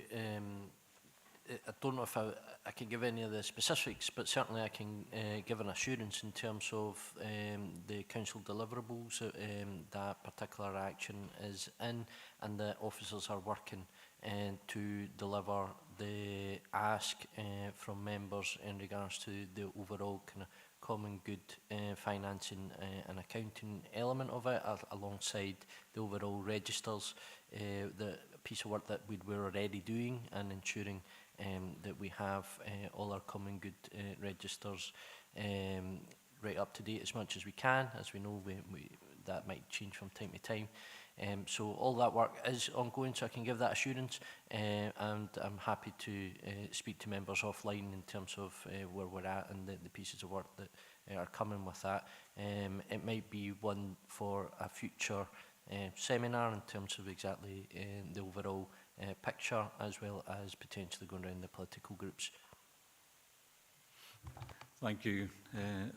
Can I take that as an action? And we have a seminar from this committee. I don't know if that would be appropriate, but I've got Councillor Johnson. Yeah, thanks, Chair. It's on page 63. We just seem to be working down towards the bottom of the table, to be honest. Why have we got revenue spending funded from capital?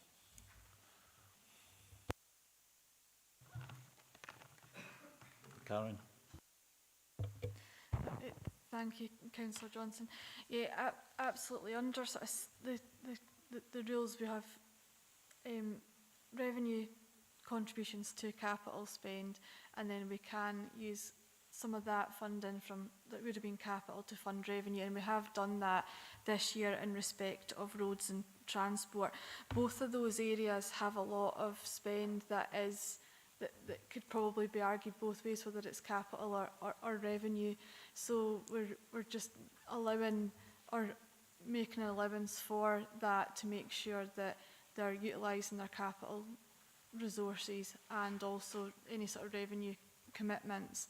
So it is allowable under the financial regulations. I don't know, Paul, if you've got anything to add to that, but it's just to kind of make sure that we're covering all the relevant spend. No, Karen's fully explained there the details of the kind of transaction support, and I think probably the only other point to add is that much of this relates to the additional spending that members put into the budget a couple of years ago to support additional investment in our roads. When we did that, the money was largely provided through capital, but obviously there was then further detailed work on exactly how the money was going to be spent, and that's meant some of that spending is revenue, and that's the negative CFCR that's reflected there on page 63. Thank you. Yeah, thanks for that. It's just that it's one of my particular bugbears is revenue and capital expenditure. It's one of the questions I always ask. Is it is quite important to do that, and whilst it may be allowable, is it still the right thing? Paul? Just to say, we've had discussions with colleagues in services, particularly roads, over a number of years on these issues. I think as a council we're pretty strict in terms of what can be capitalised and ensure that, and this is a reflection of that, this is ensuring that it's the revenue account that actually does get appropriately charged when it is revenue expenditure. Thank you. I don't see anyone else coming in, so shall we go to the recommendations, which is to note 1, 2 and 3 and agree 4. We're happy to do so. Nods in the room. Silence on the line. Thank you, members. We now move on to agenda item 8. The redeployment policy report by Director Governance and Human Resources.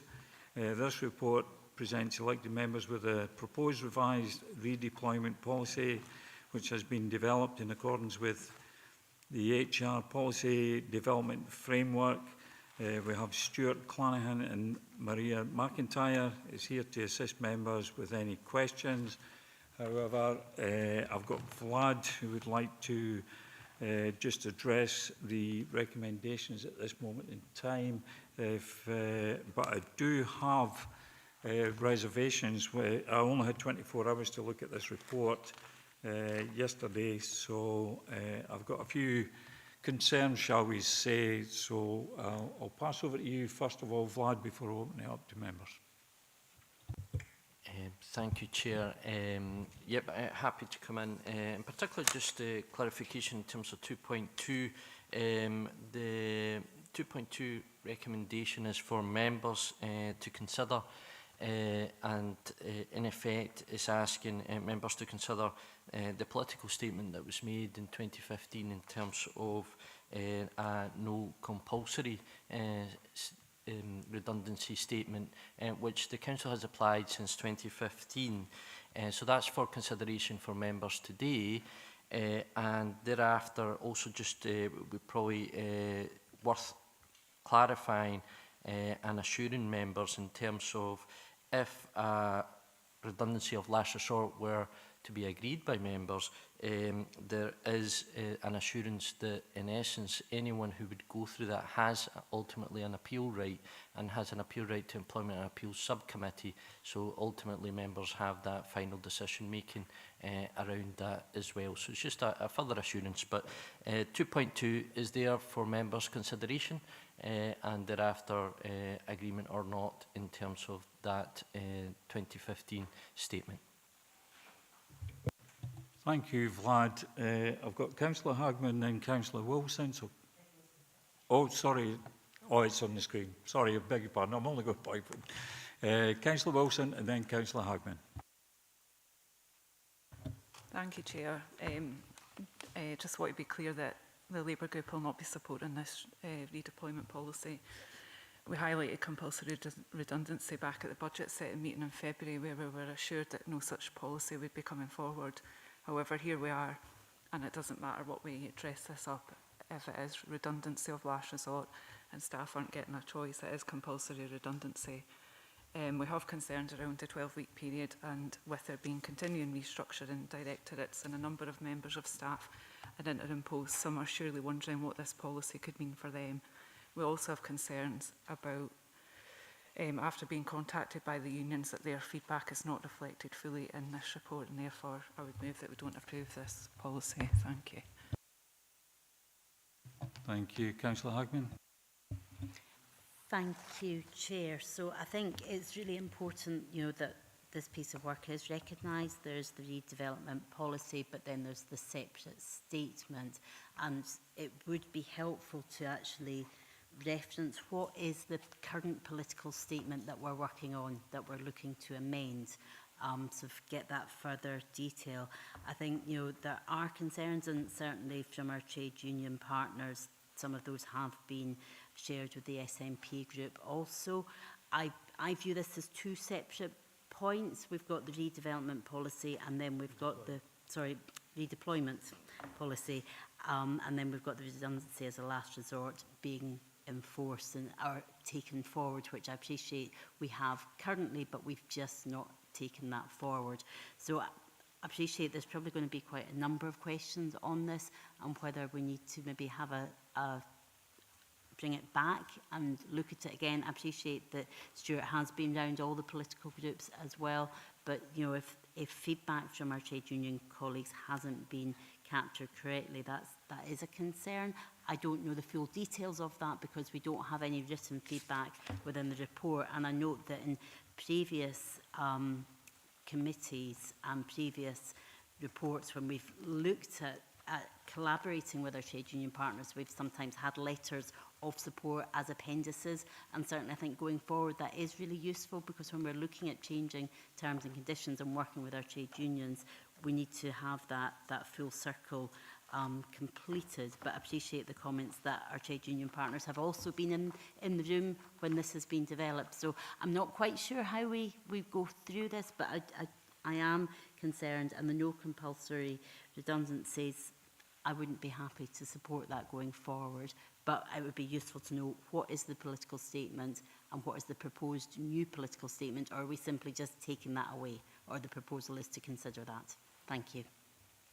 I think the political statement is actually from members, if I'm correct, but I'll bring the lad in. Yes, thank you. Yeah, we've had to go back to the looking at minutes and looking at the history of it. In terms of 2015, there was a very clear political statement of no compulsory redundancy, which you might recall around that time as well. Quite a lot of local authorities took that up, in public sector in general. That's not necessarily the case anymore in terms of the overall public sector position, and hence the question is, do you wish to continue with that? If so, that's fine. If not, then obviously we would take that up either way. But it's for consideration, and that's all the report's saying, is for consideration, and members will decide upon that. In terms of the union piece, I know that obviously I took up the mantle at the start of the meeting, but if I could pass with the Chair's agreement to Stuart, who I know was wanting to come in on the union piece. Thank you. Stuart? Yeah, thank you, Chair, and thanks for bringing me in there. Yeah, this policy is for consideration and member decision. It's been developed over a number of months with extensive stakeholder engagement, including with the trade unions, as well as benchmarking. And I think the messages that are in the report encapsulate what the trade unions have provided. I think we received one formal response from each trade union. However, one trade union requested a second response, and and I was happy to agree that trade union today, in particular, Unison do not support the policy in its present format, despite recognising some of the significant improvements, so the policy framework and the political statement around that. I think in terms of the point, we've since updated our policy development framework that's been referred to already, and we will make it clear in our future consultation processes that we will have one response per trade union, and it will be in writing in a letter format, and that will be attached as an appendix in future for future policy work, and happy to take that forward. Thank you. Thank you. I've got Councillor Slater and then Councillor Marshall. Councillor Slater. Yes, thank you, Chair. Yes, compulsory redundancy is not a word that you really want to hear very often.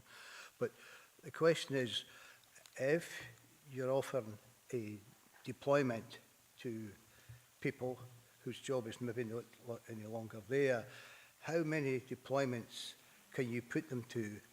And if they continually say we can't do that, where does this end? And just as regarding business, it's not the nicest thing to do, but sometimes businesses are struggling, and the thing is sometimes there's no alternative to do that. But if the business survives, if it doesn't survive, everybody loses their job. But if it does, then in time, these people could be redeployed into the company. So it's a very difficult one in business and real life. So thank you. Stuart, I don't know if you want to respond. Yeah, thank you, Chair. And you know, just we know it's getting harder to find alternative employment. The current profile of those on redeployment, I would suggest, highlights this. But I think it's also important that from our work perspective, we try to balance the needs of the organisation with the workforce, and we understand that our trade unions are going to be in particularly weighted towards the workforce, and that's absolutely correct and right to do that. I think we do also have significant expertise in avoiding the need for redundancy, and prior to the 2015 political commitment to no compulsory redundancies, then we had an existing redundancy of last resort policy, which was not enacted in any great way, and the reason for that is because we have that significant experience of actually pursuing voluntary measures, looking at service redesign, looking at vacancy management, all the other things that would actually avoid that from happening. In terms of answering the question directly, I think how many deployments, in effect, if there is no end date to redeployment, then people are able to pick and choose as to what would be their best option. But I think what we were trying to do with the new policy, particularly with the implementation of pay protection, was to try and incentivise the opportunities for staff to maybe look broader.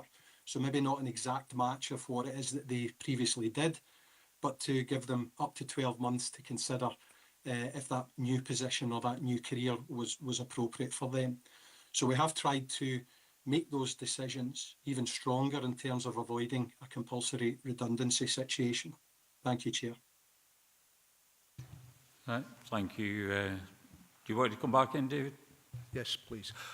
So after 12 months of that happening, and each job is basically turned down, or they have 12 months in that job and don't like it, don't say it's appropriate, they want to be changed into something else, what happens then if there's nowhere else for them to go?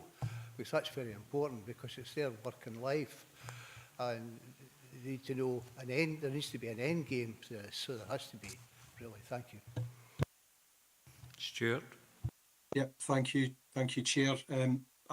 So there's two aspects of this. So when someone's actually in redeployment, again, one of the improvements that we would suggest within the new policy framework is that we would operate a trial period, so people would get an opportunity to test a new role for a period of up to 4 weeks and see if that was a good fit for their skills, knowledge and experience, and vice versa. The manager would have that opportunity. If they decided to select a post beyond that trial period, and it was at a slightly lower level of pay, and we've identified a pay band or two pay band differentials, the council would make the difference up for a 12-month period. At the end of that 12-month period, they would remain in that post, but their salary would revert to the actual salary within that job. But they would have 12 months to decide if this was something that they were prepared to do, or they could then plan and develop themselves, or look at other opportunities and apply for other roles if it was a really critical aspect of it that they wanted to restore the level of pay to what it was prior to them going into redeployment. Thank you. Thanks, Stuart. Thank you, Chair. I've got Councillor Marshall, Councillor Dorward, Councillor Howie and Councillor Scobie in that order. So Councillor Marshall next. Thanks. Yeah, I think in 2015 it was a Labour administration at the time, you know, when the compulsory redundancy, no compulsory redundancy was agreed. That's still our position. So, you know, I mean, if Caroline's made a motion to not approve this, then I would happily second that. I think apart from that as well, there's a number of questions within the, you know, the proposal and the policy, you know, that are left unanswered. I think it's, you know, this policy is compulsory redundancy through the back door. I think although there's only 24 people that are affected at the moment, there's going to be a lot more in the future due to some of the budget decisions that were taken with regards to, you know, force more people into probably redeployment. And also as well, I mean, because of the situation with vacancies at the moment as well, we have a number of, and I don't think it's been addressed in the policy, we have a number of people that are in interim positions. So they could be affected by that depending on how those positions are filled. If they, you know, if their position is filled that they used to do, you know, are they effectively have to be redeployed? So there's a lot of questions within this, but the general principle of introducing a compulsory redundancy, even if it's at the last resort, is something that we cannot support. And I do feel as well from our discussions with unions that their actual reflections have not been made strong enough in the report. So on that basis, if there was a motion to not approve this policy, I would be happy to second it. Thank you very much. I've got a number of speakers at the moment. We'll come back to that just shortly. Councillor Dorward, Councillor Howie, Councillor Scobie, Councillor Hislop and Councillor McFarlane. So Councillor Dorward next. Thank you, Chair. And a motive subject. I do recognise the challenges that officers face regarding redeployment. Fully recognise that and sympathise with it. But also support the Labour Group position that we maintain and support the 2015 decision regarding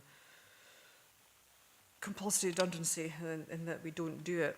I really welcome the fact that the revised position from HR that we will provide full and frank reports from our trade union side as part of this review process, and suggest that we do pay more attention to redeployment and perhaps bring back a policy that focuses on that more robustly, looking at voluntary redundancy if required. But I think we're using a sledgehammer to cracking up, putting in compulsory redundancy at this stage. So again, fully support Councillor Wilson and Councillor Marshall from this perspective. Thank you. Thank you, Councillor Dorward. Councillor Howie. Thanks, Chair. Just wondering what percentage of the workforce is represented by Unison? Just wondering if Stuart could answer that, please. Stuart. Thank you, Chair. So in terms of representation of the workforce, Unison at present is a third. It's 33% of the workforce. Thank you. Is that okay, Councillor Howie? Yeah. Yes, thank you. Councillor Scobie, Councillor Hislop and Councillor McFarlane. Councillor Scobie. Yeah, Chair, I think throughout the period, even before 2015, we have faced cuts to public services and as a result job losses, and we've managed that under what is being referred to as the no compulsory redundancy political statement. So, you know, I think that, you know, given that we've managed it up to now, then, you know, there's nothing in here in the report that says what figures we are actually talking about, what's the quantum figure as to what the concern is.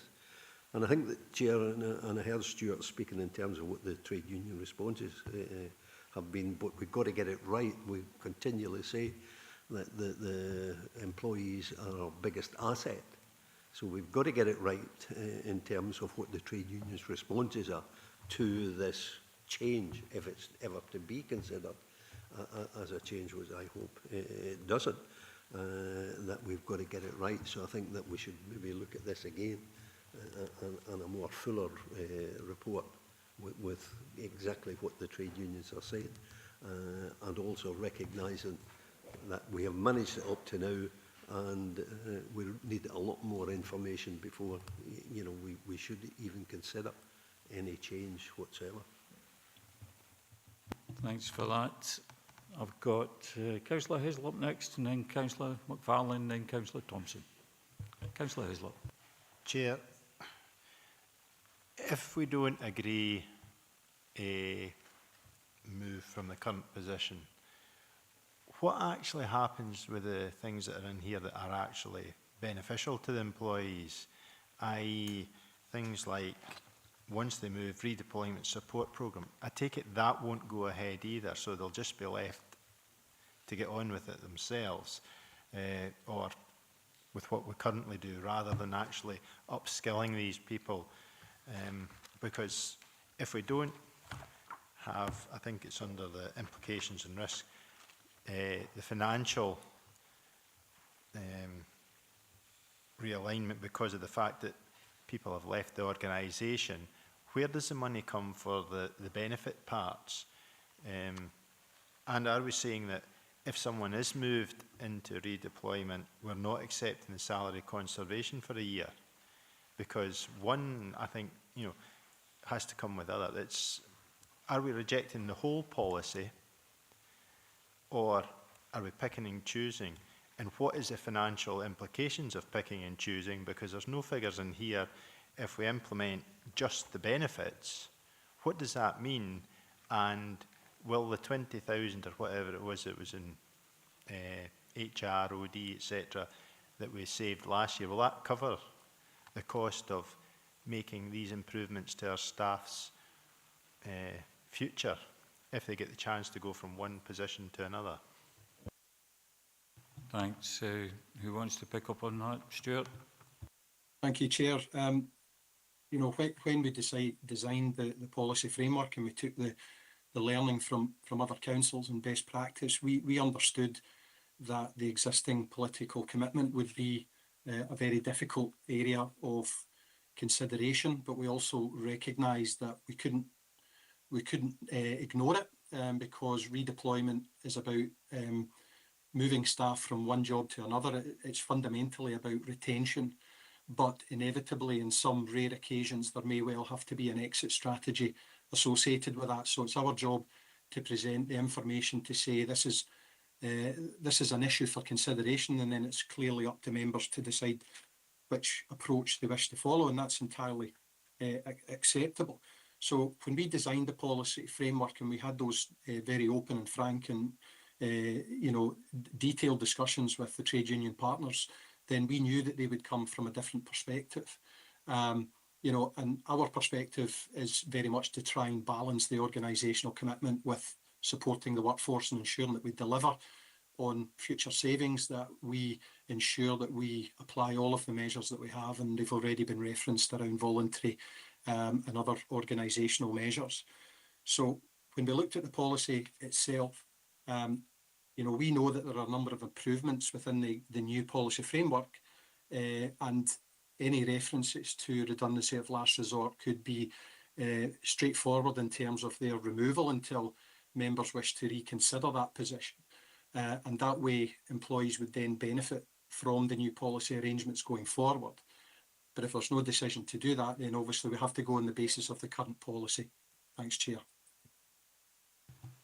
Thank you. I've got Councillor McFarlane, Councillor Thompson, Councillor Hagman. Councillor McFarlane? Yeah, thank you, Chair. Looking at page 103, it says number of Scottish councils benchmarked. Does that mean that we basically benchmark with every other council across Scotland, firstly? And then turning over the page to page 105, it says the average annual cost per employee on redeployment is £41,930. Is that organisational cost or is that salary costs? And just one last comment on that page is the first pie chart says health capability and then organisational change. And then the next one says organisational change and health capability. But we've interchanged and we've changed the colours. Can we get some sort of consistency so that the same colours mean the same thing in each of the references? Thanks. Thank you. Stuart? Thank you, Chair. Just on that one, yeah, if we put a wrong colour in there, just and to make sure that that's consistent, apologies for that. Happy to do that in the future.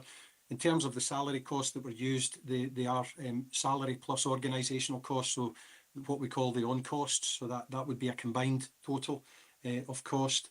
And in terms of the benchmarking, absolutely, probably one of the most extensive benchmarking exercises that we've had. It's very difficult. It's getting more difficult to get responses. We also respond to other councils' requests for information, but in this particular subject matter, then we were able to obtain the position from every other council So I think that's all the points. Thank you, Chair.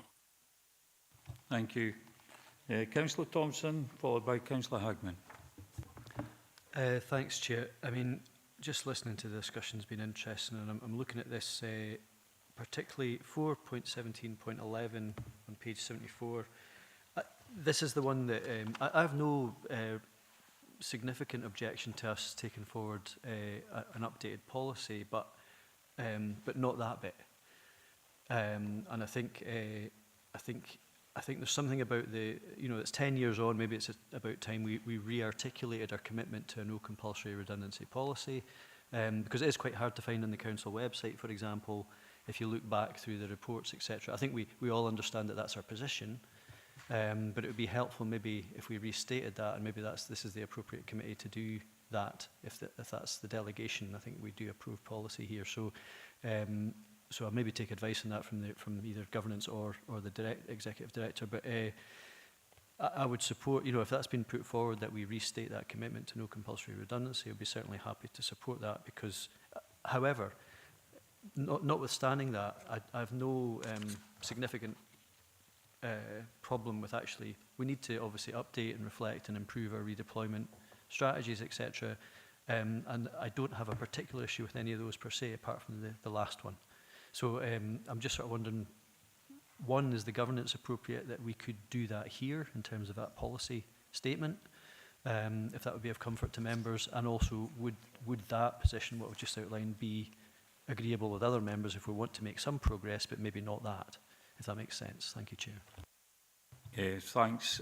But the way I was reading some of the members' points was the information itself is incomplete in the actual report. So I don't know if a deferred report to the next committee, for example, with all that information, including the statements from the unions, for example, probably a copy of the previous policy, maybe with the different changes highlighted in that, because we've had that in various reports in the past. But we do have a motion on the table at the moment. So I'm trying to get consensus, if possible, if we can try and do that rather than go through a motion and making an agreement today, that we can maybe get that coming back to a previous committee. Before I bring you in, Councillor Wilson, I'll just bring Councillor Thompson in to finish his point. Yep. No, I appreciate that, and I think it's just maybe to signal that, I've no desire to stop proper progress, but I just think I would have hoped, and maybe this is a wee change that we can hope to improve, but by the time these reports get to committee, we would have hoped to maybe had that input from the unions more clearly. We would maybe have had other things where that. So it's maybe just the fact that it's in front of us today is not necessarily of our particular making, but it has followed a process. But I do think we need to find a way to restate that commitment to a no redundancy policy, if that's the will of the council or this chamber. So happy to do with that, and if we do need to come back with a further report, there's things we could do today, and there's the bit that we could maybe come back with that better coverage in terms of the union feedback, etc. But if I could just ask through yourself, Chair, on the question through the relevant staff, if I can maybe get that advice through the Executive Director and or Governance. Thank you. Yeah, who wants to come in on the Lorna? So this committee has delegation for approval of policies and strategies, and obviously delegation around HR policies. So if members wish to make a broad statement on policy, then there's certainly delegation within this committee if members were so minded around that. And indeed there is a current policy of the council, a political policy of the council, which, as Councillor Thompson said, members may wish to restate. In terms of further information, appreciating the points about on the face of the paper to have the exact communication from the trade unions as further information. In terms of previous policy, it is linked in the documents. We don't tend to recopy the whole thing, but members have had access to that as part of the papers, and it is linked in the background papers. But if it's helpful to have that alongside, then certainly we can do that if that's the two pieces of further information members were seeking if the paper was to come back. Councillor Hagman. Thank you, Chair. So I think, we do have a significant report in front of us that has had significant input being put through. There is a list on page 73 of the proposed redeployment changes. 4.17.11, page 74, is the one that highlights a concern to myself, and that is the current policy provides. So I'm broadly content. I think it is really important that as a committee we recognise on page 69, paragraph 4.5, Unite and GMB have confirmed support for the revised redeployment policy and procedure. They have put that there. There's a further comment on here that Unison confirms that the revised policy maintains an overall positive approach to supporting employees. However, the final paragraph does say Unison is unable to support a change to the indefinite redeployment period, which is, if I'm reading this correctly, the same paragraph 4.17.11 on page 74. So I'm broadly content that we can approve the report today without that specific item, and I think, as Councillor Thompson has highlighted, if we can bring that back and reaffirming our position. I appreciate there are links in the report, and I have looked back, but in the paper that was proposed and agreed in April 2025, the agreement, and I've looked at the minutes, it doesn't have the statement in the minutes, it just has the agreed policies. So I'm sort of trying to dig through them. I have found the redundancy policy, which was approved in October 2015 as well, so later. Again, it's not specifically clear. So it's a bit of a tangle to get to that information, but I think overall there's been significant work put in, and I think we can approve apart from potentially that section. And I think as a committee we have to look at our report. 4.5 is very clear. We've got positive feedback from all three trade union partners, and I think we have to recognise that this report has been pulled together, and that is on the written record. It's a public document, and I think it would be concerning if we make a decision on perhaps lobbying individual emails when we have an official public report to base our opinions on. So I would propose that we agree minus that part as outlined by Councillor Thompson. Thank you. Lorna? Thanks, Councillor Hagman. And just in terms of, I think it was Councillor Marshall mentioned, obviously this came forward in a previous administration some 10 years ago, but it was also reiterated in the council plan following that.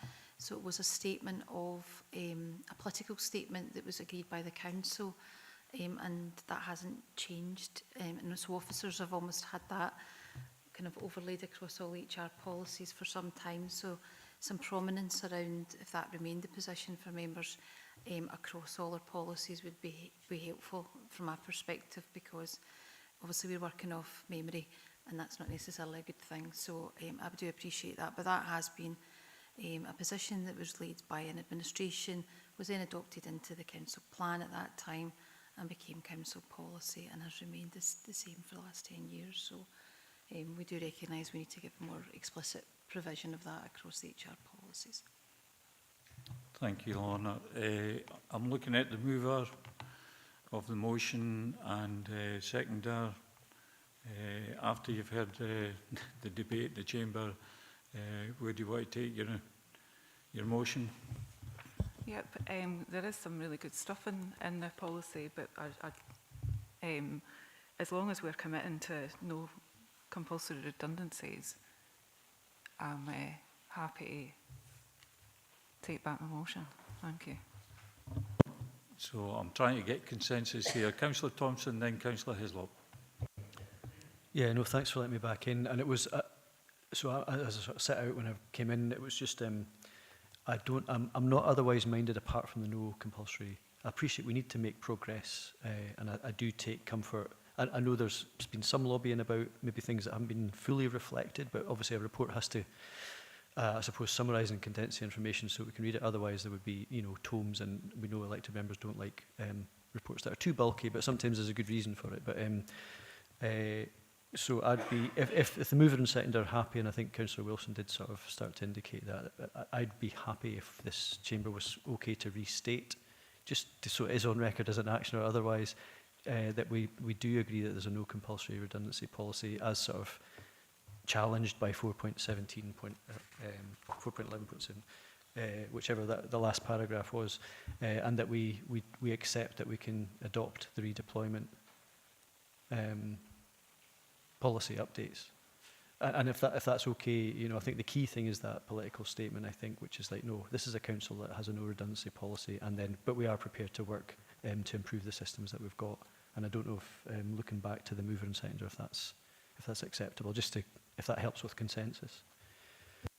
Thanks, Councillor Thompson. I'm getting nods from the movers, so I better ask the seconder, Sean.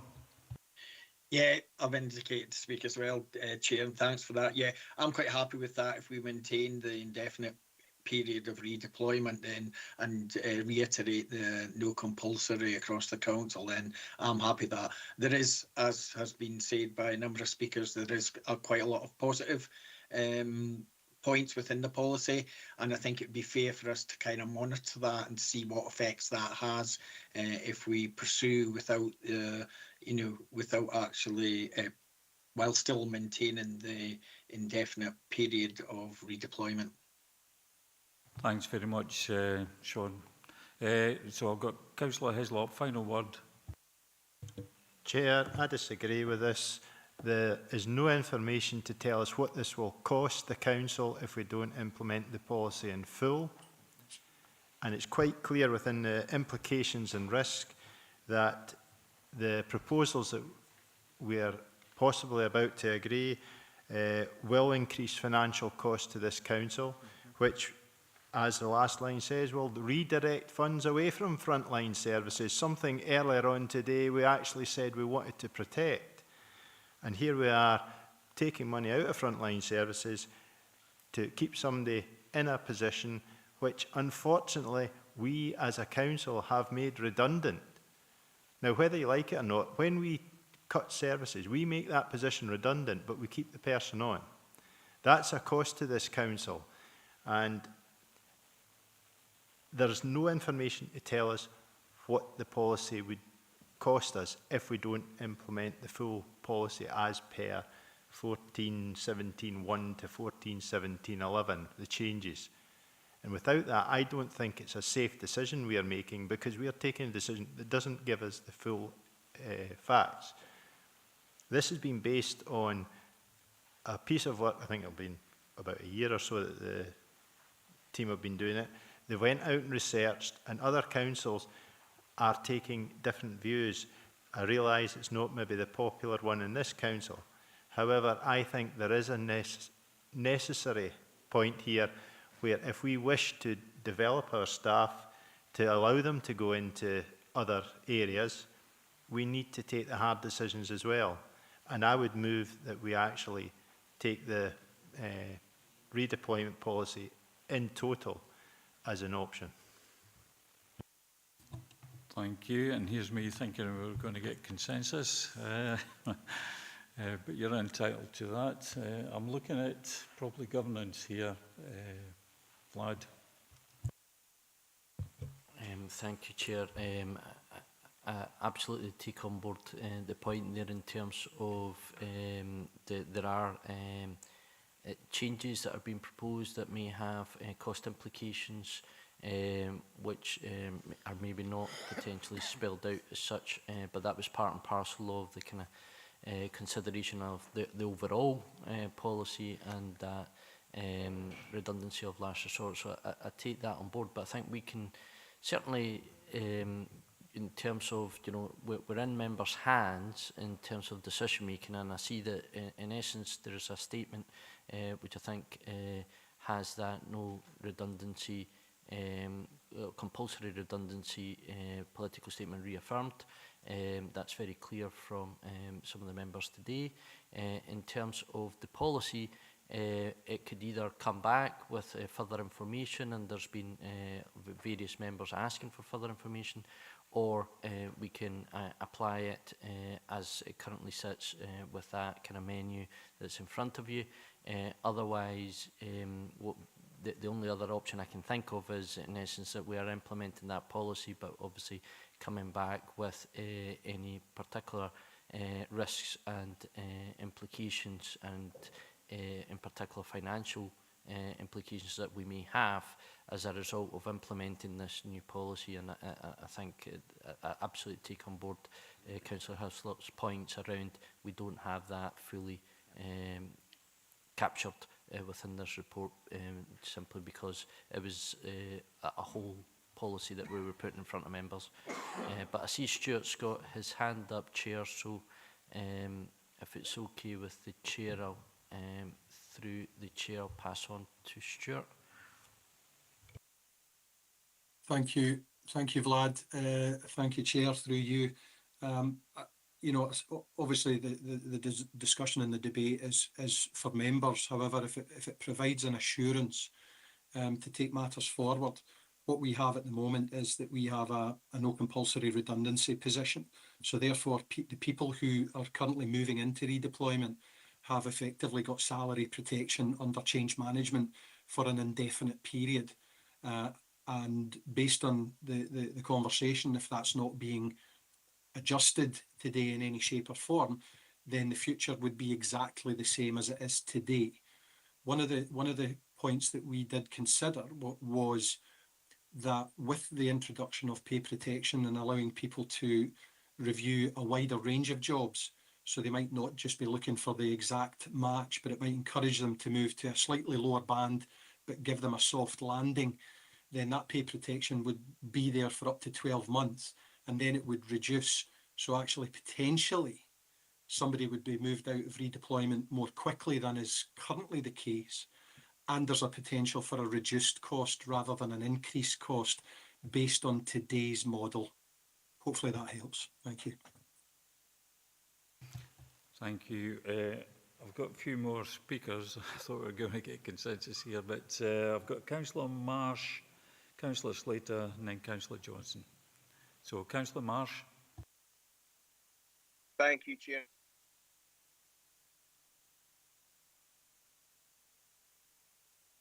Are you on mute, Councillor Marsh?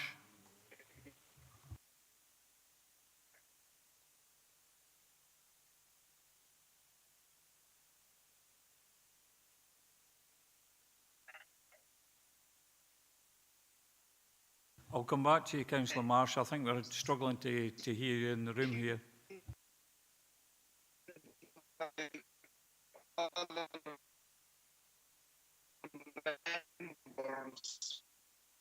No, we're having technical difficulties, Councillor Marsh. I'll come back to you on any point. So, Councillor Slater.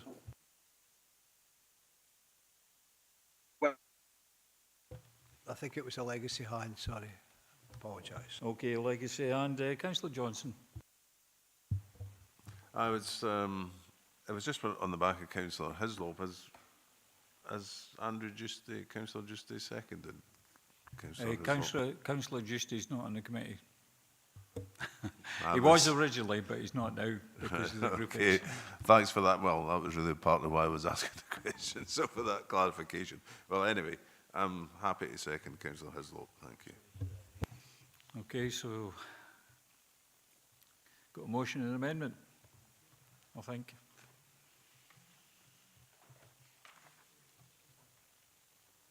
So I think, shall we just maybe go through the motion, which was originally Councillor Wilson's, but then we had that amendment from Councillor Thompson, which I'm sure Councillor Wilson was quite content with, that we reinstate that political statement.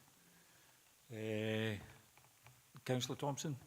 Yeah, if it's helpful, and no, happy to be corrected, but I think the material bit was that we want to restate our commitment to our no compulsory redundancy policy, but we accept and approve the revised redeployment policy apart from 4.1711, I think it was, the last one basically. So I don't know if that helps just crystallise the motion a bit, if that's okay with, yeah. Okay, I'm getting nods from Councillor Wilson. Councillor Marshall, are you happy with that being the seconder of the first motion? I am, Chair, thanks. Thank you very much. And we've got an amendment from Councillor Hislop, seconded by Councillor Johnston. So I think we'll just go to the vote. Can I just clarify for the purposes of the record, the seconder of essentially Councillor Thompson's proposal? Is it? We're amending Councillor Wilson's original motion then, and as seconded by Councillor Marshall. Yeah, thank you. Councillor Hislop's amendment, seconded by Councillor Johnson, to effectively approve the policy as contained in the paperwork, so including the paragraph 4.17.11 taken out in the motion. Thank you. So with that, Chair, if members are clear, we can move to the vote. So I'll call the roll call. Chair. Motion. Councillor Dashper, Vice Chair. Motion. Councillor Carruthers is not present. Councillor Dorwood. Motion, please. Councillor Hagman. Motion. Councillor Howie. Amendment. Councillor Hislop. Amendment. Councillor Ingalls. Amendment. Councillor Johnston. Amendment. Councillor McGregor. Amendment. Councillor McCammon. Amendment. Councillor McFarlane. Motion, please. I think Councillor Mail is not present. Councillor Marsh.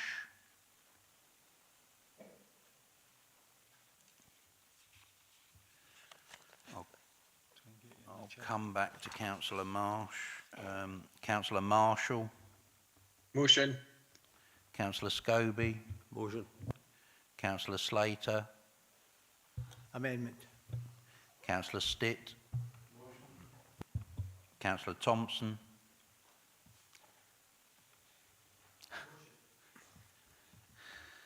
Councillor Wilson. Motion, please. I'll just return to see if we can raise Councillor Marsh. Councillor Marsh.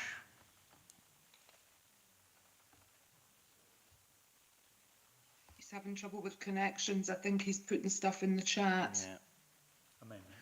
So Councillor Marsh confirms in the chat he wishes to vote for amendment. So with that, that's the voting concluded. I'll just do some arithmetic.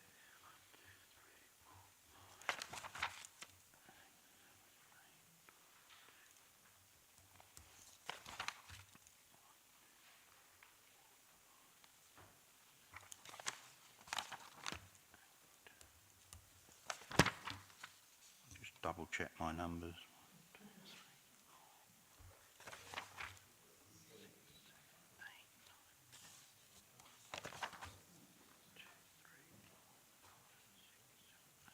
So the voting is 10 in favour of the motion with 8 in favour of the amendment. So the motion is carried. Thank you, members. So we now move on to agenda item 9, which is the end of year assessment from the 1st of April 2024 to the 31st of March of Finance and Procurement Service Plan 2024-25, report by Chief Financial Officer. This report provides members with the Chief Financial Officer's end-of-year assessment of progress on delivery of the service plan. Paul Garrett is here to assist members have any questions, so I'll open it up to members. Councillor Stitt. Thanks, Chair. It's page 138 on the number of council contracts. We've got a graph here. It says 150 target, and we've only reached 60. Can I ask for more information how we advertise to companies for this? Because given the decrease in contracts, it's quite worrying, like we're now encouraging local businesses to take up some of these contracts. Thanks, Councillor Stitt. Paul? Thanks, Chair. No, recognise that the outturn performance for last year was well below the targeted level, which was set at a very ambitious level beyond what we'd previously been able to achieve. In the improvement actions, Councillor Stitt, we're talking there about some of the measures that we're currently taking and continuing to take to try and support local contractors to bid for council contracts in terms of being tender ready and ensuring that there's that wider awareness of contract opportunities. In support of that, the Meet the Buyer events have been very, very helpful in terms of ensuring there's that opportunity to discuss opportunities coming up for local contractors and to try and make sure there's that kind of general awareness of what that is. So it is something that we're very much focused on and making progress on, but do recognise that we would need to make some progress against the performance from last year. And we have set a higher target for not as high as the 150 last year, but higher than the level achieved in 2024-25 for the new year. Thank you, Paul. Thanks, Councillor Stitt. Just on the point to Meet the Buyers, what's the kind of general uptake? Because we've been doing that for a number of years now. It's very strong in Dumfries and Galloway. We recently had an event which was very, very well attended. We've had two events that I have to admit I'm not sure the detail on the Newton Stewart event, but certainly the Dumfries one was extremely well attended. I think Newton Stewart similarly, although lower levels, were quite positive about the response there. We've also had very good response from those attending the events who maybe attend a number of events across Scotland in terms of how things are set up in Dumfries and Galloway, and the fact that it is quite a lively and helpful discussion and event. So things have been generally positive in terms of the Meet the Buyer events. What we're looking to do is try to ensure that feeds through to this performance going forward. Thanks, Paul. That's quite reassuring. I've got Councillor Johnson, followed by Councillor Slater. Councillor Johnson. Thanks, Chair. It's actually on page 141, and I know this comes up regularly, and it's about capturing local subcontractor spending and a lot of the major works that we do, because quite often we get a main contractor, but they also subcontract. So I'm curious as to how you're going to establish those figures, Paul. Yep, sorry, thanks, Chair. Yep, it's based on where the headquarters are in terms of where the payments actually go to, so it's difficult, and that's based on a kind of national approach where that's how the level of performance is assessed. So what that does mean is that if we're making the payments to the overall contractor who's based out with Dumfries and Galloway, but they're using local subcontractors for much of the works, that local subcontracting work doesn't appear against that figure. So it's a challenge for other councils in Scotland as well. It generally means that this is understated in terms of performance, but we are recognising the need to try and ensure that that is progressed going forward. But that's how that's currently prepared at the minute, and that's based on a standard approach across Scotland. It just actually says here you're going to try and capture it. So what I'm saying is, how are you going to capture it, Paul? Because I know from visiting some of the sites that there are a lot of local subcontractors getting good amounts of work out of it. Thank you. Yep. Within the procurement team, there's a bit of work going on at the minute to try and identify these subcontractor costs and pull them together, not to meet that specific indicator that's used at a national level, but so that we can provide members with additional information.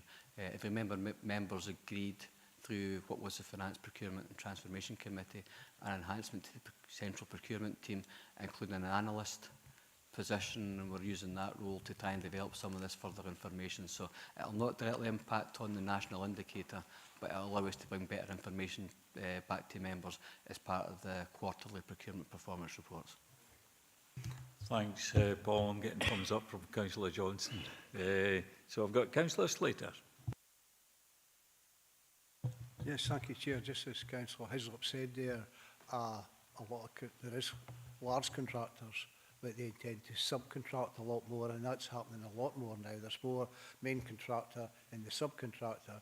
And I also think sometimes the companies, the smaller companies, maybe don't have the manpower to do some of the work that we want, so therefore they become a subcontractor. And they haven't got the skills all sometimes to do this work, so that's they end up as a subcontractor, and that's maybe where it is, where the problem lies. Thank you. Thanks very much. I don't see anyone else. Councillor Hislop. Well, I attended the event down in the west for the Meet the Buyer, and the one thing I say, is it counterproductive? Because we actually bring along outside contractors. I know it was the firm that's working for Wheatley down there building houses. So actually, are we, by introducing the locals to these contractors, then actually affecting the capacity the local contractors have to do our work? Because my understanding from speaking to the contractor was that the original time he went in, he struggled to get any local contractors, because here's this big new guy coming in, what's going to happen? The ones who have worked with him have found them very good to work for, and now if they're coming in, they're looking for jobs from them rather than possibly picking up work from us, down to the fact that there's a couple of years worth of work coming through, whereas we might not be actually able to give them guaranteed work for 3 years. So are we actually a victim of our own success by introducing people to other buyers in the market, and then we're actually, maybe we're doing a good job by having these, but we're actually affecting the figures on the table? Don't know if we can answer that. Paul, what are you going to try? Not directly, Chair. I think probably what I would say is it's not an issue that kind of previously come across or discussed, but given that you've highlighted that, Councillor Hislop, happy to have a discussion with Karen in a bit more detail on that and see if that is a concern and what could potentially be done about it. Can I just make out that I think they're good events and they're good for the local contractors to get exposed to bigger companies to help them out, but it might just be a case that it does affect our numbers. So it's a good thing, and I think it's something we should keep doing. I don't see anyone else coming in online or in the room, so we'll go to the recommendations, which is 1, to review the summary performance of Financial Procurement Service Plan, and 2, to scrutinise the exception reporting and consider whether the actions proposed are adequate to improve performance. And we got the reassurance from Paul that we seem to be doing a good job. So, content with that, members, we'll move on to agenda item 10, which is the Finance Procurement Service Plan 2025-26. The report by Chief Financial Officer. Members have presented the service plan for finance procurement for approval. Again, we've got Paul Garrett here to assist members with any questions, so I'm happy to open it up to members. Councillor Dorward. Thanks, Chair. Thanks for the report. No issues with the plan and the proposals going forward. Just some questions on page 150, probably minutiae, a little bit, being a little bit pedantic. Income, fees and charges and other income, is that what we are predicting, or is that what we know? And is there any way of increasing other income? What is other income, and is there any way of increasing that? Thank you. Paul. That's our budgeted income. It's an estimate, but it's based on what we know in terms of performance to date and anticipated performance for the year ahead. It reflects the uplifts that were agreed by members as part of the recent budget process, and we'll monitor against those figures. So that's basically what that reflects. In terms of looking for opportunities to increase, obviously members do consider the uplift in fees and charges levels as part of the budget, and we'll continue to do that, and we'll obviously apply that going forward. Okay. Thank you, Paul. Did I see your hand going up, Councillor Hislop, or no? Councillor Hagman.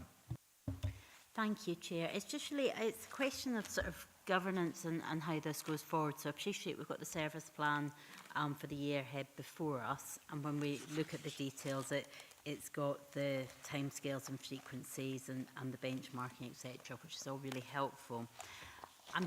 It's a question, apologies if it's not the right place to ask it, but where does area committees sit within any of these? Because often, I'm just conscious that area committees, sometimes we get sort of overall reports and we ask for the details and we get told that doesn't get reported to area committees. So if area committee were looking for some aspects of this to be reported back to them, how would that go ahead?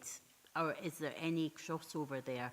I appreciate it may not be a question that be answered today, but I'm just so acutely aware that often, and this is not specific to this plan and this directorate, it's right across, but how do we take that forward?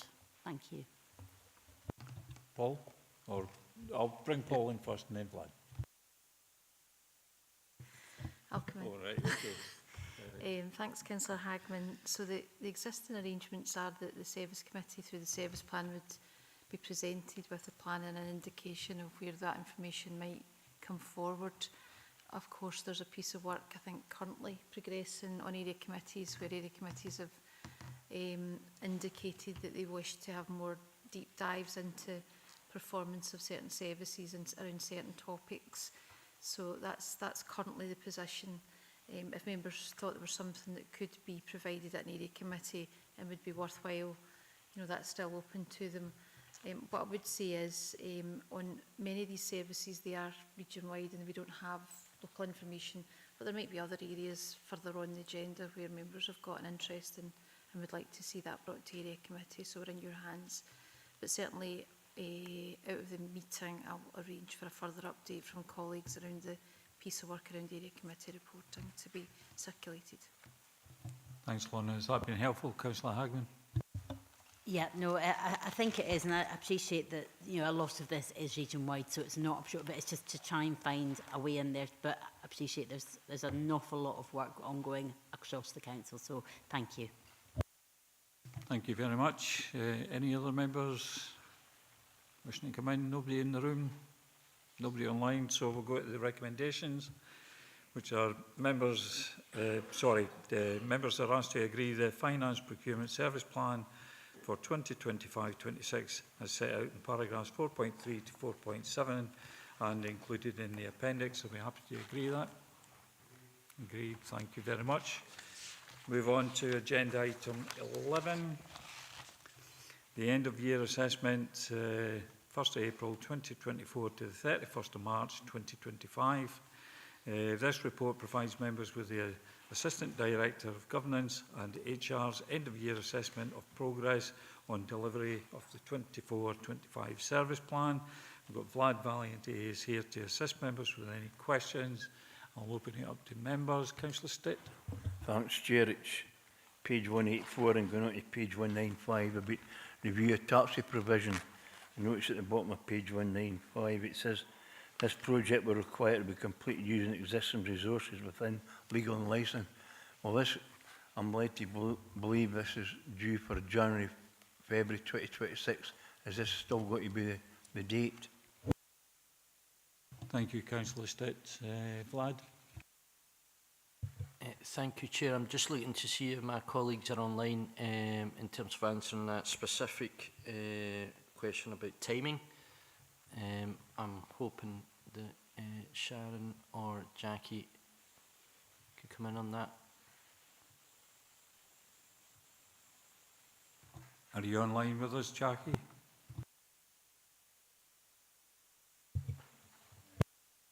Yes, I do apologise. Yes, as far as I'm aware, we're on track and we're still progressing with the intention of reporting in early 2026. Thank you very much. Any other members wishing to come in? Don't see anybody online. Councillor Marshall. Yeah, it's just in relation to page 199.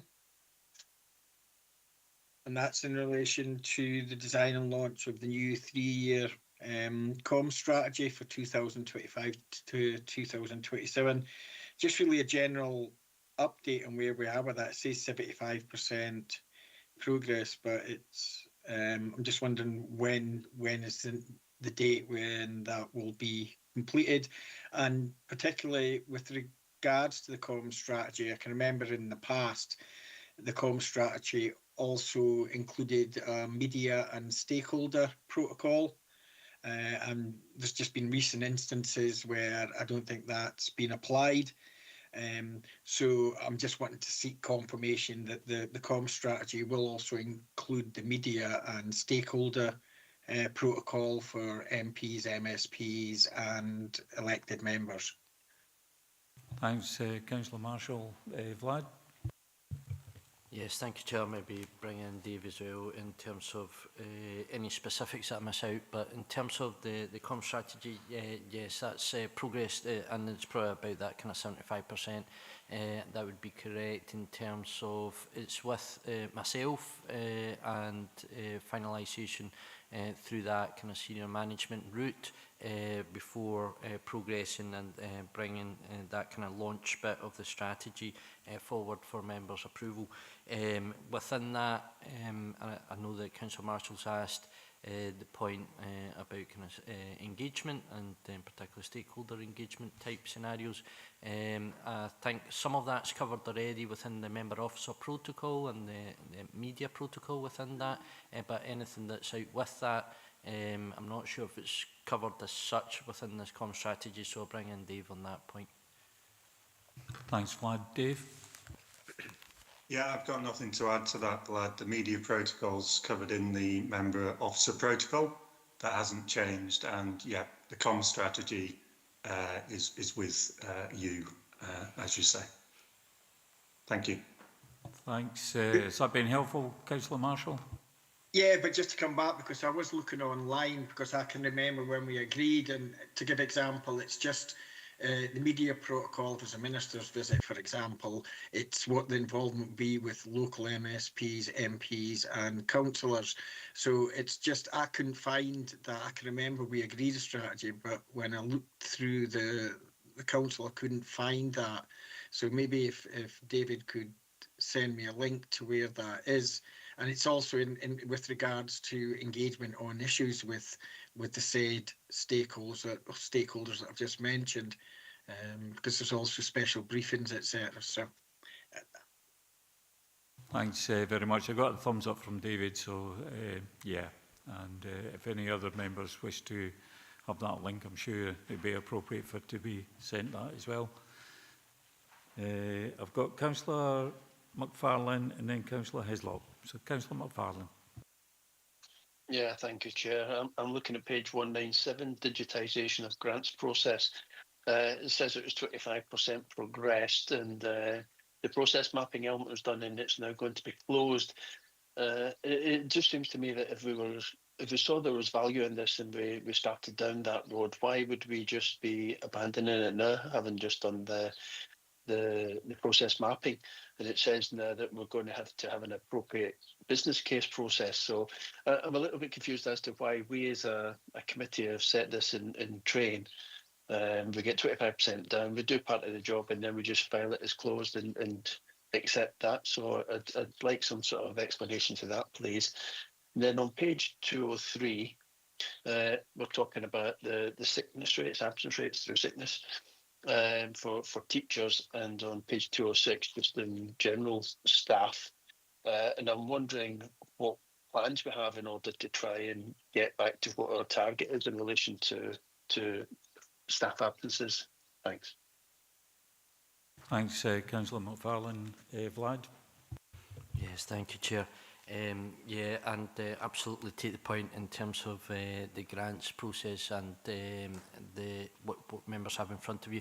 I think the important thing within that is that it's probably just in hindsight, we should have probably put it in a different kind of milestones for progression of that project. In essence, the bulk of the work's done in regards to the process mapping and efficiencies and looking to improve our systems. That's what we're really looking for. And that piece of work has been done.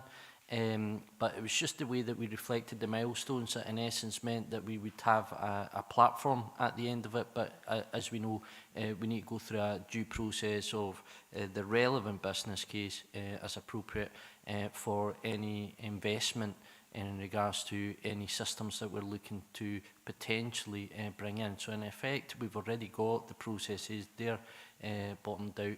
It's just about whether we can get the systems and IT in due course. And that's a separate project, and it was just reflection. In hindsight, we probably wouldn't have spelt it out in the way that we did in terms of the milestones. In terms of the second question, yes, I think hopefully in terms of the resource implications, you'll see that we are in the process of recruiting HR officers in terms of the investment that the Council has agreed, and part of that will be looking at absence management and improvement within that and reducing that. That's one of the key targets for that particular project. Has that been helpful, Councillor McFarlane? Yes, thank you. Thank you very much. Councillor Hislop. Chair, it's on some of these tables, and page 190, we have a representation of an arrow in the long-term trend means things are getting worse. If it's pointing down, if it's getting better, it points up. The first one, percentage of employees in the highest paid 5% of earners among council employees that are women. Now, the percentages went up, but they're saying that's a getting worse situation. Now, I would have thought that's more a case of, you know, if you read that, you say, well, how's it getting worse? But surely it should just be that it's based on a 50% rather than it's moving away from 50%, that's what the problem is, rather than saying it's getting worse. So I don't think that arrow is reflective of what we need to be saying there. Thanks, Councillor Hislop. Yeah, the target's 50%, but the value is 58.6 or whatever, but the arrow's pointing down. I've raised similar things at other committees. It's a wee bit confusing, but if anybody could help out with that one, why the arrow's pointing down as opposed to pointing up. Yes, thank you. My understanding is just simply that that's the trend, but the status is a tick. So you'll see that in green. So in essence, the target's been met, but it's just to show members the trend, whether it's going up or down. And that's all. But I take the point. I can see how that could be misinterpreted, but in effect, it's purely the trend. That doesn't mean that we're not meeting the target. Thank you. Don't see anyone else wishing to come in. So we'll go to the recommendations. So members are asked to review the summary of performance and scrutinise the exception reporting. We're happy to do that. I think we did a bit of scrutiny there, so yeah. Okay, we'll move on to agenda item 12. Governance and Human Resource Service Plan 25-26. Members are presented with the service plan for governance and HR for 25-26 for approval. Vlad Valiant is here to assist members with any questions or comments. I'll open it up to members.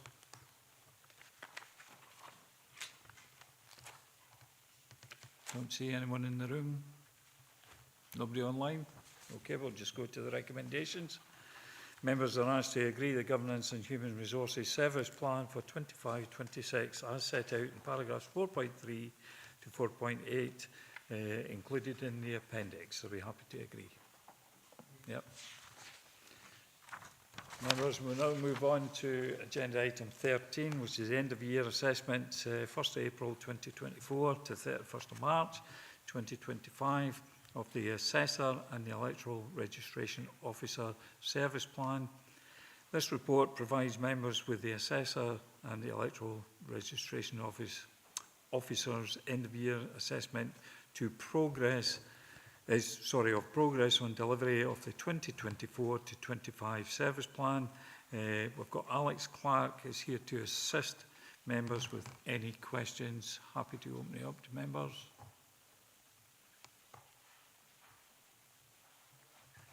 Councillor Hislop. Maybe a piece of information that Mr Clark could pass on from earlier. We were asked what were the additional burdens that had been placed onto the council that we got 160 odd thousand for. Maybe you could just highlight that for members rather than have an action later on where if we can do it at the committee. Yeah, Alex. Thank you very much, Chair. Thanks, Councillor Hislop. I was listening in actually earlier and I was going to jump in. Yeah, essentially the new burdens funding really covers, it comes off the back of Election Act 2022. And it's really divergence between both franchises, between Westminster and the Scottish Parliament, where they do things a bit differently. The big ticket item really is the postal vote divergence for the Westminster election, where it really needs to be completed by the end of the year. Our strategy is to go later in the year. There may just be the chance of legislation coming in that may cover us, as both parliaments work a bit closely together. But to give an example, we'll have to write out to about 30,000 for the actual postal vote, and it's a full reapplication. There's also other things in there where government set up the EROP, which is it's a new digital platform, again slightly different from the Scottish Parliament. Voter ID is another one. And last but not least, and I know I've been asked a few questions before on it, but overseas electors. So there's a whole raft of things in there that money has come into the service for. So happy to take any further questions on. Okay with that, Councillor Hislop? Yeah. I've got Councillor McFarlane. Yeah, thank you, Chair. I'm looking at page 247, where our original risk in relation to failure to deliver critical and essential services was very worrying. The current risk has improved, however, it's clearly still an issue for us, and we've got work to do in order to reach our target. I know that certainly we've had issues in relation to getting our polling stations staffed appropriately and getting sufficient staff numbers, I think it is a big issue. So I'm wondering what we're doing in order to try and mitigate that and how we're going to manage that going forward. And just a query question. I mean, do we still require households to register electors? And is there a system perhaps whereby we could have an automated system whereby people opted out or did so when they moved? Is that possible? Thanks. Thanks, Councillor McFarlane. Alex? Yeah, thanks, Councillor McFarlane. On the first point, we're always looking for continuous improvement. An electoral registration officer works very closely with the returning officer. To give an example, Scottish parliamentary election, we're already sitting down looking at project timelines and looking to improve experience and areas that you've just highlighted. On the second point, if I could maybe explain, yeah, there is an onus on households meeting certain requirements to register for application to vote. We're just going into a canvass period that will run from July onwards, where we go through a number of processes to try and increase or to try and accelerate the registration process. That's done by a number of means. And the idea is to get as many people on the register by the cut-off date going into December when we publish the new register. And especially when you look at what's in front of us next year, the Scottish parliamentary election. Has that been helpful, Councillor McFarlane? I'm not entirely sure, but thank you. Okay, Councillor Hagman. Thank you. So it's on a sort of similar point. Obviously, we've got the report which you've talked to in terms of the UK Parliament election and the postal vote refresh. Has there been any work done in the last year with youth services? Because I know that this has come up with young people about registering to vote. You've alluded to Scottish Parliament elections and 16-year-olds are able to vote. Obviously, we've got the service plan going ahead, but there's nothing specific about the registration within the service plan. And in fact, there's no indicators for this one for postal votes or registrations, as far as I can see, although apologies if I've missed it. So it's just, what work are we doing with or has been done with youth work, with youth counsellors to encourage that uptake and perhaps make our job a little bit, or your job a little bit easier in getting registrations? Thank you, Alex. Yeah, thank you for that question, Councillor Hagman. It's somewhere where, again, we're looking to continuously improve. We are coordinating with the youth beats at the moment, where we'll give QR code to special retainers to the younger voters. It's an area that I'm quite passionate about in terms of reaching out. You make a very, very good point. And within that, I've just described the canvass process.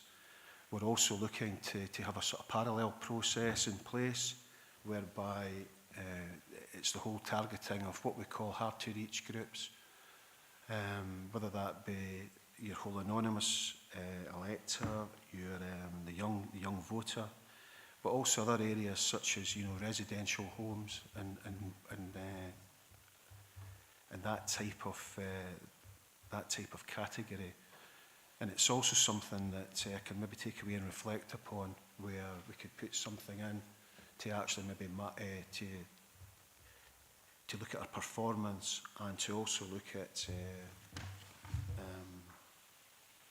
how we engage with those hard-to-reach groups. Thanks, Alex. Has that been helpful, Councillor Hagman? Yeah, no, it's useful to know that that's in train, but there's nothing, and I appreciate we're sort of jumping into the next item, which is the year ahead, but there's nothing specific in there, so it might be useful just to get an action, whether you want to attribute it to this item or the next, that we get some feedback on what's, and actually how your elected members can help support you within that as well, if there's a role for us. Obviously, we're acutely aware of the voting system, and we're only here through the democratic mandates that are given to us. So if there's a role for elected members, feel free to pass that over to us as well. Thank you.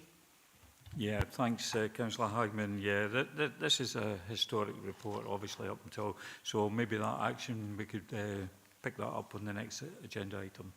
So I don't have anyone else coming in on this item, so we'll go to recommendations, which is to review and scrutinise the report. I think we've done that. Happy with that, members? Rod's in the room. Move on to agenda item 14. Members are presented with the service plan for the assessor and the electoral registration officer for 2025-2026 for approval. Again, we've got Alex Clark here to assist members if they have any questions or comments, and obviously picking up that action. So just in case if Councillor Hagman wanted to come in on that point. So I'm looking for anybody coming in. Nobody in the room? Nobody online? You've already come in, Councillor Hagman. If I may, and I referred to it earlier in terms of any work that's coming forward in terms of council tax reform. There's a significant piece of work taking place in consultation, and how Dumfries and Galloway can respond to that. So again, it's maybe not for recommendations as such, but just an action to note that it would be useful to keep members of the committee informed of how that work progresses over the next year. Thank you. Thanks very much. So a couple of actions there. Nobody else want to come in? Okay, we'll move on to the recommendations. So the recommendation is members are asked to agree the assessor and electoral registration officer service plan for 2025-2026. We're happy to agree? Yep, nods in the room. Thank you, members. Now move on to agenda item 15. This is the end of year assessment from the 1st of April 2024 to 31st of March 2025 of the Customer and Digital Service Plan, report by Director Enabling and Customer Services. This report provides members with the Customer and Digital Service End of Year Assessment of progress on delivery. James McDowell, Ailsa Freeman, James Pocock and Amanda Stevenson are here to assist if members have any questions. So I'll open it up. Councillor Stitt. I'm being a bit pernickety with red dots today, but it's page 281. It's third item down, CD SM0, percentage of leavers offered next interview. I know it's a new thing, but it's only 9% against a target of 95. And on page 282, under council-wide indicators, and it's the first one, the average number of days lost per non-teacher, it's got a red one, it's 13.38. It's quite alarming. I know that's another new one, but it's kind of early to be getting red dots, I would think. Okay, who's going to come in on that? Okay. Thank you, through yourself, Chair. So if you take the first one first, the exit interview, so absolutely a new one for this year. And we'll set up a new process in behind it to capture the number of exit interviews offered. So yeah, it's saying 9% there, but over the last few months, it's increased significantly. So in May this year, 2025, it's sitting at 41%. So month on month, we're seeing an improvement there. As I say, the process was developed last year and was put in place December last year. So we're seeing 30%, 40% increase. We'd expect that to obviously hit 90% because everyone should be offered an exit interview. But beyond that, it's what we do with that once we've got it. But it's starting to increase. On the absence itself, so you know, that's something, again, we use the maximising attendance policy to monitor, and as a management team we'll do and continue to do that, monitor that on an ongoing basis and use the tools and techniques that's within that policy. You know, return to work interviews, having regular catch-ups with the individuals that are off. So again, that's something that we'll continually monitor as we go forward. Thank you very much. Anyone else? Councillor Dorward. Thank you, Chair. Thank you for the report. Question on page 269, 4.5.2, implementing digital service redesign of systems. We'd like to compliment you from a personal perspective on the leisure and sports booking system. It's fantastic, so that's good. Less impressed, but understand the challenges when you do anything new. In terms of the reporting a defect process. And it's probably about trying to understand how a customer can get more information from that. So part of that is putting a dot on a map to say I'm reporting an issue in a certain area, and you write a bit of a narrative around it, which is fine. What you can't get sometimes is you can't get a dot on the map because there are too many. And also you're not getting a collective indication of when the initial issue, shall we say, was reported. There's no way of interrogating that at all. So what would be useful, and the responses tend to be fairly generic in nature, and follow-ups are not always forthcoming. I know it's new, I know it's got teething problems, so I'm not criticising it overall and saying don't do it. I'm just saying, can we maybe look at that, and both from a customer, from elected member perspective, because we use it too, and constituents, an undertaking of how that can be improved would be useful. Thank you. Thank you. So who's going to assist there? Okay. So I'll pass on the feedback to colleagues in leisure and sport on their booking system there. I think in relation to the roads reporting system, absolutely, that's kind of the first stage. We are working with colleagues in roads to improve that customer communication, make it more relevant and accurate, and that's part of that second phase that's kind of underway at the moment. And we're supporting colleagues in roads in that discussion. Councillor Dorward. Thank you for that. What are the timescales, please? Unfortunately, I don't have that to hand, but I'll need to take that away and pick up directly with colleagues in roads. Sorry for that. But I'm sure you'll get that information to you. Yeah. Okay, thank you. Councillor Wilson, followed by Councillor Marshall. Councillor Wilson. Thank you, Chair. I don't have a question. I just wanted to highlight the good work going on in our libraries. I know that the membership has increased, and the story time is really successful, and I always get really good feedback when I'm out in the library with my own children. So I just want to pass that on. Thank you. Yeah, thanks very much. That's welcomed. Councillor Marshall. Yeah, really just to reiterate what Councillor Wilson said with regards to the libraries and the range of services and things that they're doing. I do note that as well, though, that there is some decreases within the report, and particularly, you know, there's a decrease in the customer services, and it's just really what we as members can do, because obviously these are vital services. And I know I've raised it before that I think with regards to, you know, customer services, some of them incorporate libraries in the smaller communities. So it's just about encouraging, because I find that a lot of people don't really know what services are provided. They think it's just a library, but it's much more than that. And I have been working with Ailsa to try and kind of, through member support, kind of promote more. And I think we are planning to do some things, but I think that there's a delay in the print unit. But it's really just asking what we can do, or any suggestions we could do to try and promote these services, because, as I said, some of these are kind of quite frail, the services.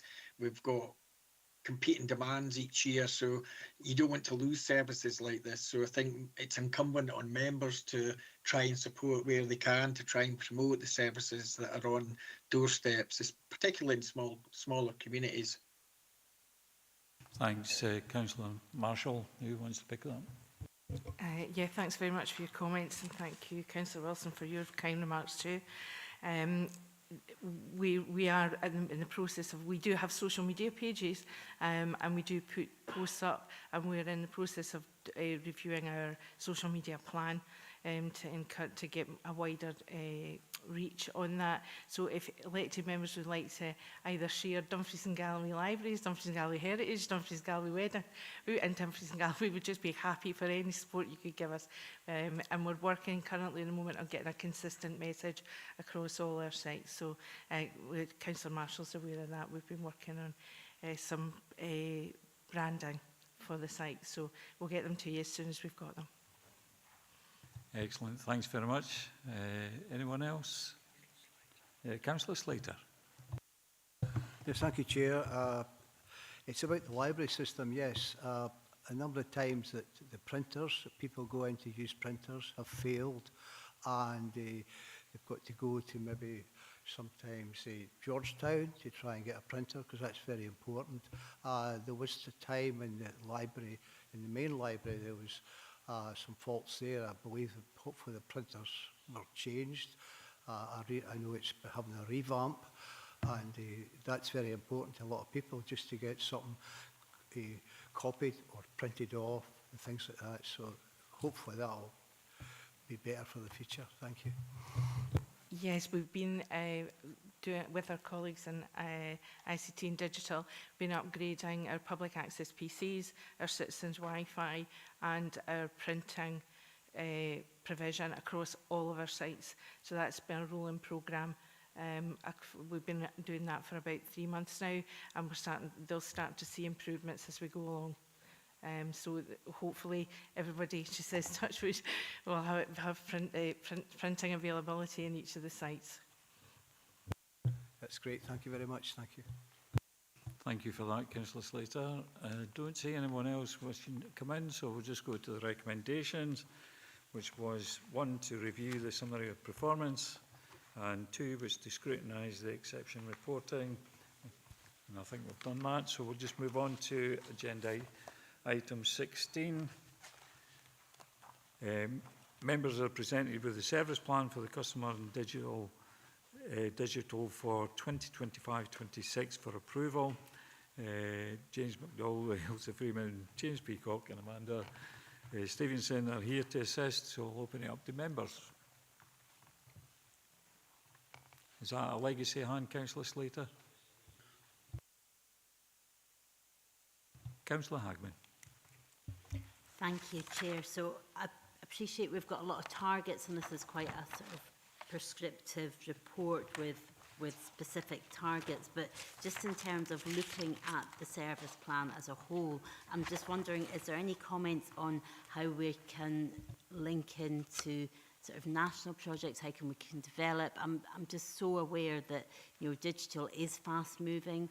Across Scotland, local authorities are doing different things. In terms of our service plan, what is the plan ahead for the year to ensure that, you know, we can be at the forefront of any potential new developments?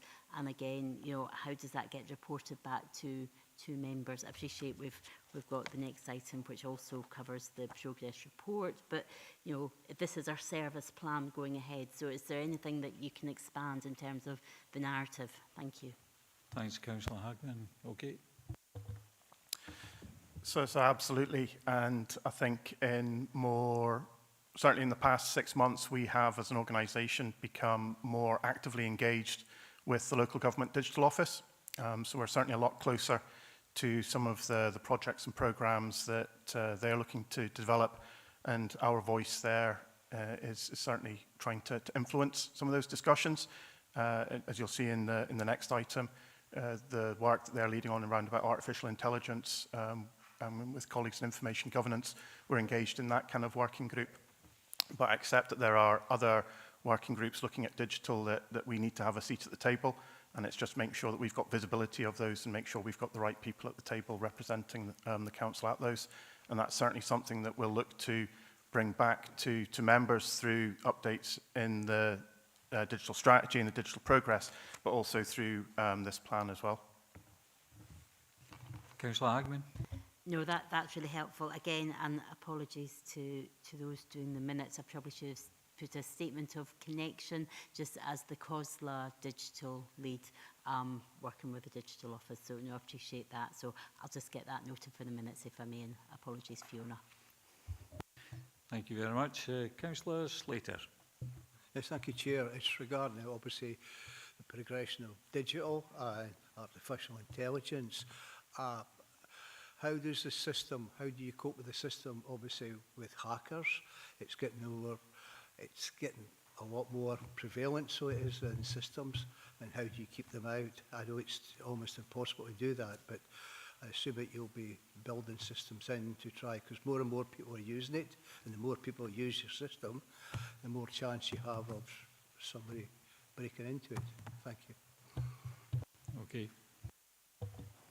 No, absolutely, and our approach to artificial intelligence, our approach to digital has cybersecurity kind of built in by design. It's one of the key kind of considerations that we're kind of looking at, and making sure that the right people have access to the right information.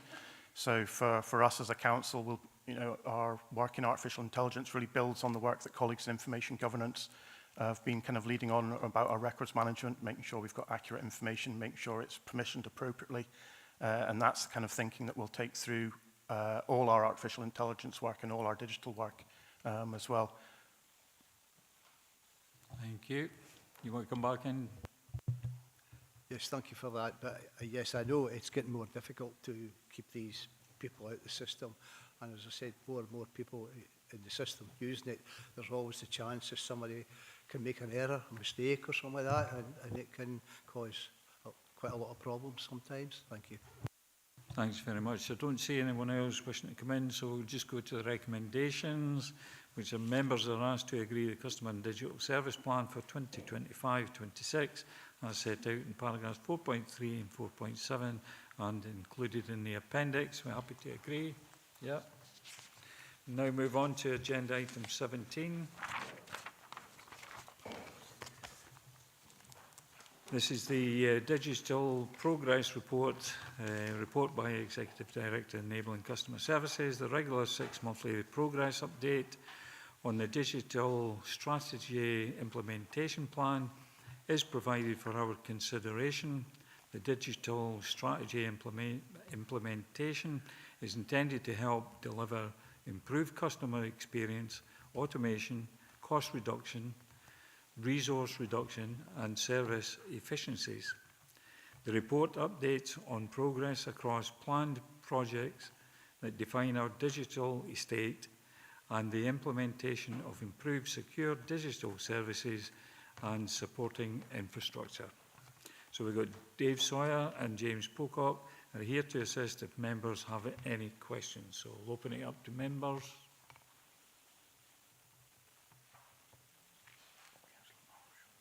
Councillor Marshall. Yeah, thanks, Chair. Page 335, which is the corporate Wi-Fi provision, and that's to, to put that Wi-Fi provision in all facilities to support public-facing digital solutions, including public-facing Wi-Fi. So it says in the report it's complete, which is good, but that's only for all the, all the offices that are linked into the new wide area network. And it does state in the second sentence that any offices not connected to the council network will require additional revenue funding to be identified. I'm just wondering what's the plan going forward for this, but if there's, if there hasn't been any revenue identified at the moment, but also to give us an idea of what kind of areas that affects, or, how wide scale that is that kind of more rural locations that are out with the network? Thanks, Councillor Marshall. James? So we don't have an indication of revenue costs at the moment. We would need to do a piece of work, just as you've kind of outlined, just to try and identify where some of these buildings and locations are. Typically they are village halls and community centres that are still within the council portfolio, but we don't have staff that are based there on a day-to-day basis. So we can work with colleagues to get an indication of what those costs might be. There's also a parallel piece of work that colleagues in Thriving Communities are leading on at the moment, following an expression of interest from UK government, who are looking at, in essence, fully funding for a year connections in these types of locations to connect digital hubs. That's still at an early stage, but I can speak to colleagues in Thriving Communities and get an update on where they are within that process, if that's of use.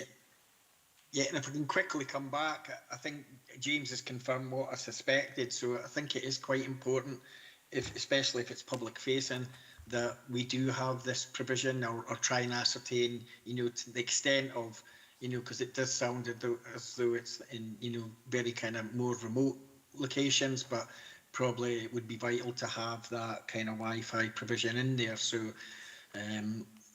pleased with what's being done to progress that, but I think it is quite important that we can try and provide these services if we can. Thanks very much, Councillor Marshall. Councillor Slater.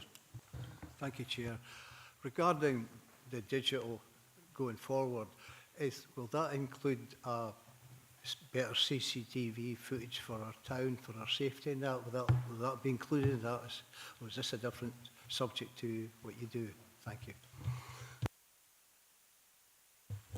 At present, it's not included within the current thinking within our digital strategy, but that's not to say that it won't be in the next version. We need to kind of just work that through with colleagues and just try and understand what the issues are, what technologies they might be looking at, what the benefits are, and might they be looking at things like artificial intelligence as part of that as well. So something to be considered for the future. Thank you very much. Thank you. Thanks very much. I don't see anyone else coming in, so we'll just go to the recommendations, which members are asked to note the progress. Are we happy to note? Yeah. Okay, members, move on to agenda item 18, which is the ICT Business Systems Asset Class Programme 2024-25 Monitoring Report, Quarter 4. This paper presents members with a full year progress on the ICT Business Systems Asset Class Capital Programmes projects at the end of March 2025. The paper also details the 3-year capital investment plan for the period of 25-26 to 27-28. James Pocock is here to assist if members have any questions, so I'll open it up to members. Councillor Dorward. Thanks for the report. I don't profess to know anything about this really in depth, but I've got a question on page 349. It's 4.14 and 4.15 ICT asset class, and you're saying the asset estate was significantly expanded, as we all know, during the COVID pandemic because of the need to work remotely, work from home. I think the public sector did probably 30 years work in a couple of years to improve its asset class, which was one of the opportunities from COVID, I suppose. But you have mentioned there that there needs to be replaced over the next few years, and it's a considerable expense in Appendix 3, which is acceptable. But you've also said you're seeking to rationalise these devices, and this will inform future asset replacement and associated capital investment. Can you explain in layman's terms for me how that might work? Thank you. James.